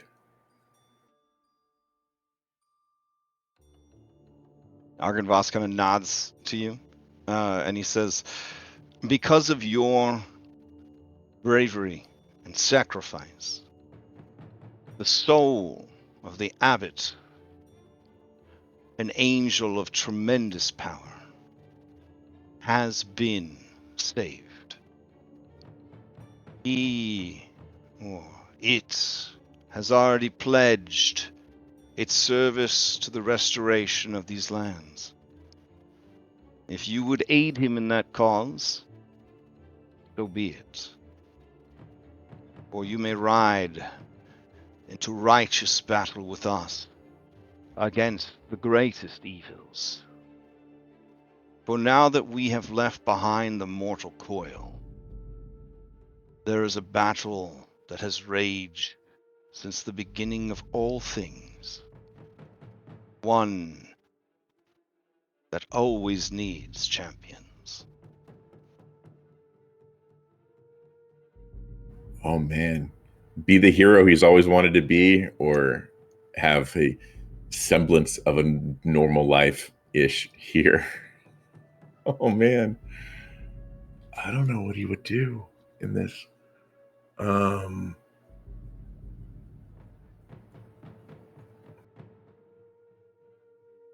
I think because as much as he wants to be here, he can still do that here. And Shane's biggest desire is to be loved and accepted. And I think he thinks he's found that in Kresik. And so I think he would say, Master, if I may, as much as I would want to join you, I feel like my place is here. It is all right, Shane Master. You have done more than enough. I release your soul from its bonds and oaths. You are at the mercy of the abbot now. He turns, and he turns into a sick-ass dragon. You see the dudes are all riding Pegasi, because, Second Age Paladins. A portal opens to, fucking Mount Celestia, and they all start flying off. And then Argynvost says, come, we fly to the Blood War.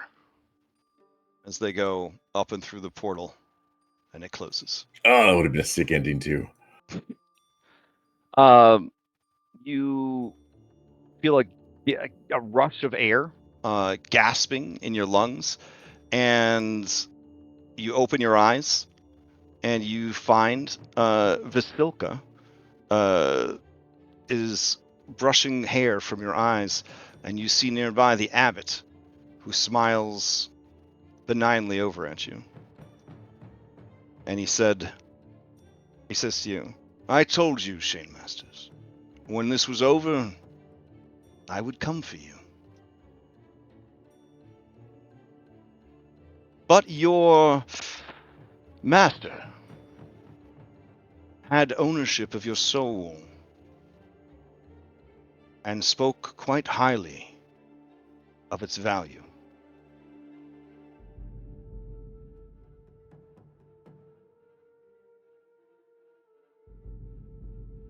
I trust you will make good use of what remains of your life.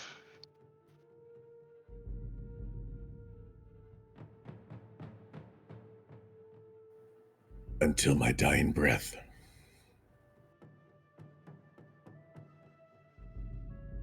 All right.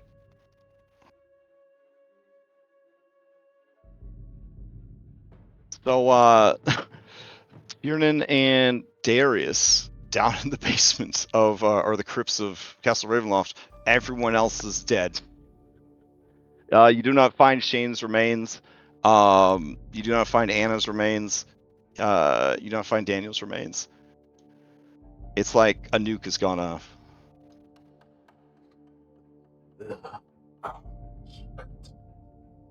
That was it. Tired. We did it. I'm tired, Darius. Me too. We did it. Me too. And the two of us that came into it together are the ones that made it out. Ain't that a bitch? I don't want to be in this place any longer than I have to. Darius, we can go grab Mac. We can take her to the abbot. Yeah, let's get out of here. I've got a body of my own to find. I'll catch up. Okay. So, I'm going to ask you guys right now. We are over time, and there could be loose ends that you guys want to wrap up. Do you want to end it right here, open-ended? We don't know what happened. Do you guys want to go until 2 my time, 2 Eastern, to kind of play out whatever's left? Or do you want to stop here and do a full session next week to have plenty of, as much time as you want or need to finish up, talk about the game, ask questions, that kind of thing. Yeah. Cool. What if would it be possible to do like an hour of us at the beginning of next session, and then be like, see if anybody can do the Everyone two group talk? meetup for that second. Oh, that'd be kind of fun. Yeah. Okay. What's everybody else's thoughts? I like that idea. Yeah, we'll Okay. do that. Okay, so we just end right there with I have a body of my own defined, and then we will invite the Nightfall kids to hang out next Sunday morning, and then we'll wrap all this up. Sounds good. Fine. Well, shit. I'm gonna put it out. I'm gonna put it out there. Some of the biggest brain plays I've ever seen. The Anna handoff of You made me sit there all week and didn't answer that question, and I was like stressing all week. I didn't realize you had that literally in your pocket, because otherwise I was like, I don't know how the fuck we're gonna get down there. I was It's going gonna to be a use it slog. if I Yeah, had you kept saying I power can get in there, and I'm like, with I don't Tarek, know. and Medes was going to attack her. I was just going to use it and go away. But you never ended up attacking. Yeah, he probably would have in the end, but I think originally he was. Well, I don't want to get too much away. He was more interested in trying to talk to Xanthorus than Anna. But damn. Yeah, no, that getting that stone in there for us to bypass everything else we had to slog through. Ooh, man. Well, also, and it would have been dumb for the scene, for Shane here. There was a teleport trap here and here. And here. Damn. But I was like, nah, this is the dude's last thing before he dies. We're not gonna have him teleport. I'm just gonna say the I trap. was just on that right. The trap got deactivated. The trap got deactivated. That's fine. That's fine. He just steps 1 foot to the right. Zoom. Yeah. Yeah. He says his last words to wherever he ends up. Well, shit. And Lonely Spider lived because he's not evil. So it's just like he's just hanging out in his little house. What a good boy. Yeah. Takes over the whole castle. All the bats were evil for sure. Just becomes a huge spider lair. All right. The next This Oh man, this I have campaign, to run to the place. Woo! yeah. This campaign definitely has a lot of like secrets and like weird things with it being like a mini sandbox and the route being changed based on the Taroka reading and stuff. So I think if we could get anybody from the other group to hang out next week, I think you guys are going to be pretty delighted to hear how things went for the other group and vice versa and all the things that you went through. But I am shocked, honestly.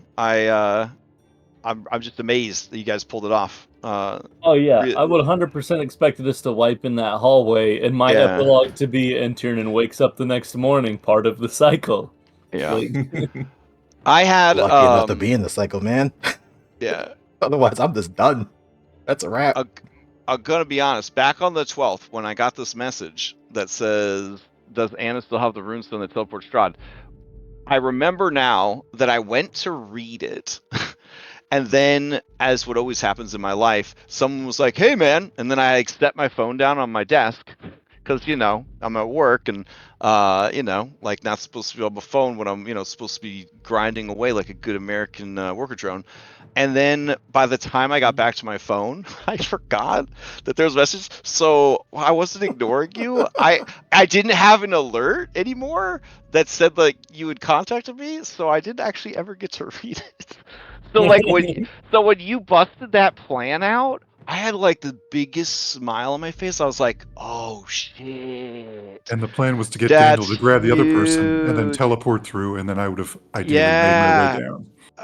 And then this ice storm. Have you ever seen that was so this fucking spell do anything good ever in like the 10 years of Dungeons and Dragons? Has this spell ever really done much? This was like the exact size of the crypt. It just blocked all access to everything. Actually designed this spell for this encounter. Yeah, exactly, for this encounter. Because people were going to be feeding in from here. They're feeding in from here. You had people on the loose in here. It completely divided the room. It shut down Volenta entirely. And then, like, I thought Anna had more tricks up her sleeve because I was like, why is she sticking around to tank? She has the mobility. Why is she sticking around to tank all these fucking bosses? You gotta remember how hard this dude hit. Like, how hard, He's a like, motherfucker. yeah, like, what are you doing? And, like, I came to realize, like, oh shit, this is a sacrifice play. Holy shit, because as long as she's here, they're not going down there. And I was like, damn. Sacrifice the queen. It's a moving chess.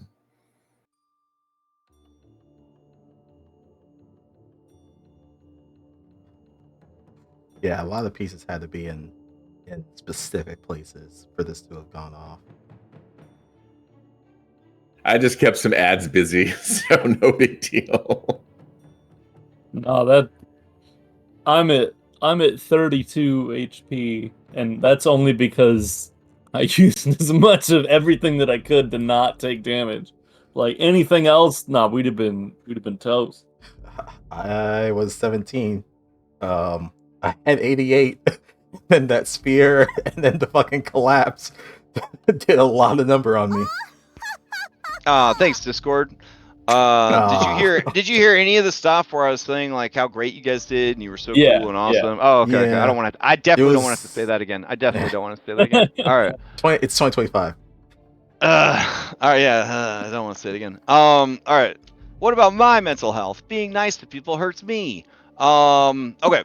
So you guys, we will meet back up next week at our normal time, but then we'll have Nightfall group, if they're available, show up around 11. That gives them some time to sleep off their Marvel rivals. That'll be good. Yeah, cool. All right, great job, everybody. Phenomenal work. And then if you have addendums like to your endings, to your epilogues, you know, have them ready. As far as what lies in store for the corpses of Mackenzie and Irenia, I guess we'll have to figure that out next week.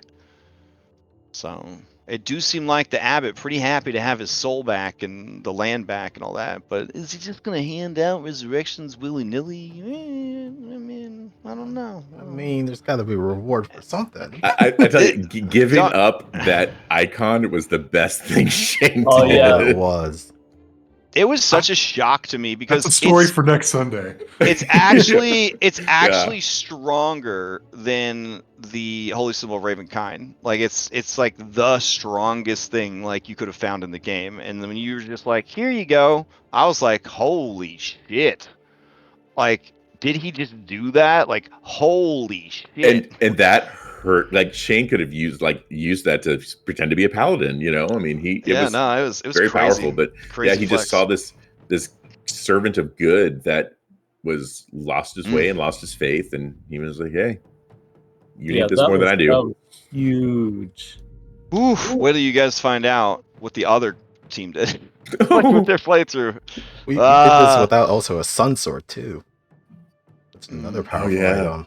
I tried to get it I tried to work through that crypt to get it to you guys, and I was going to fling it through the bars. But... Ooh, All right.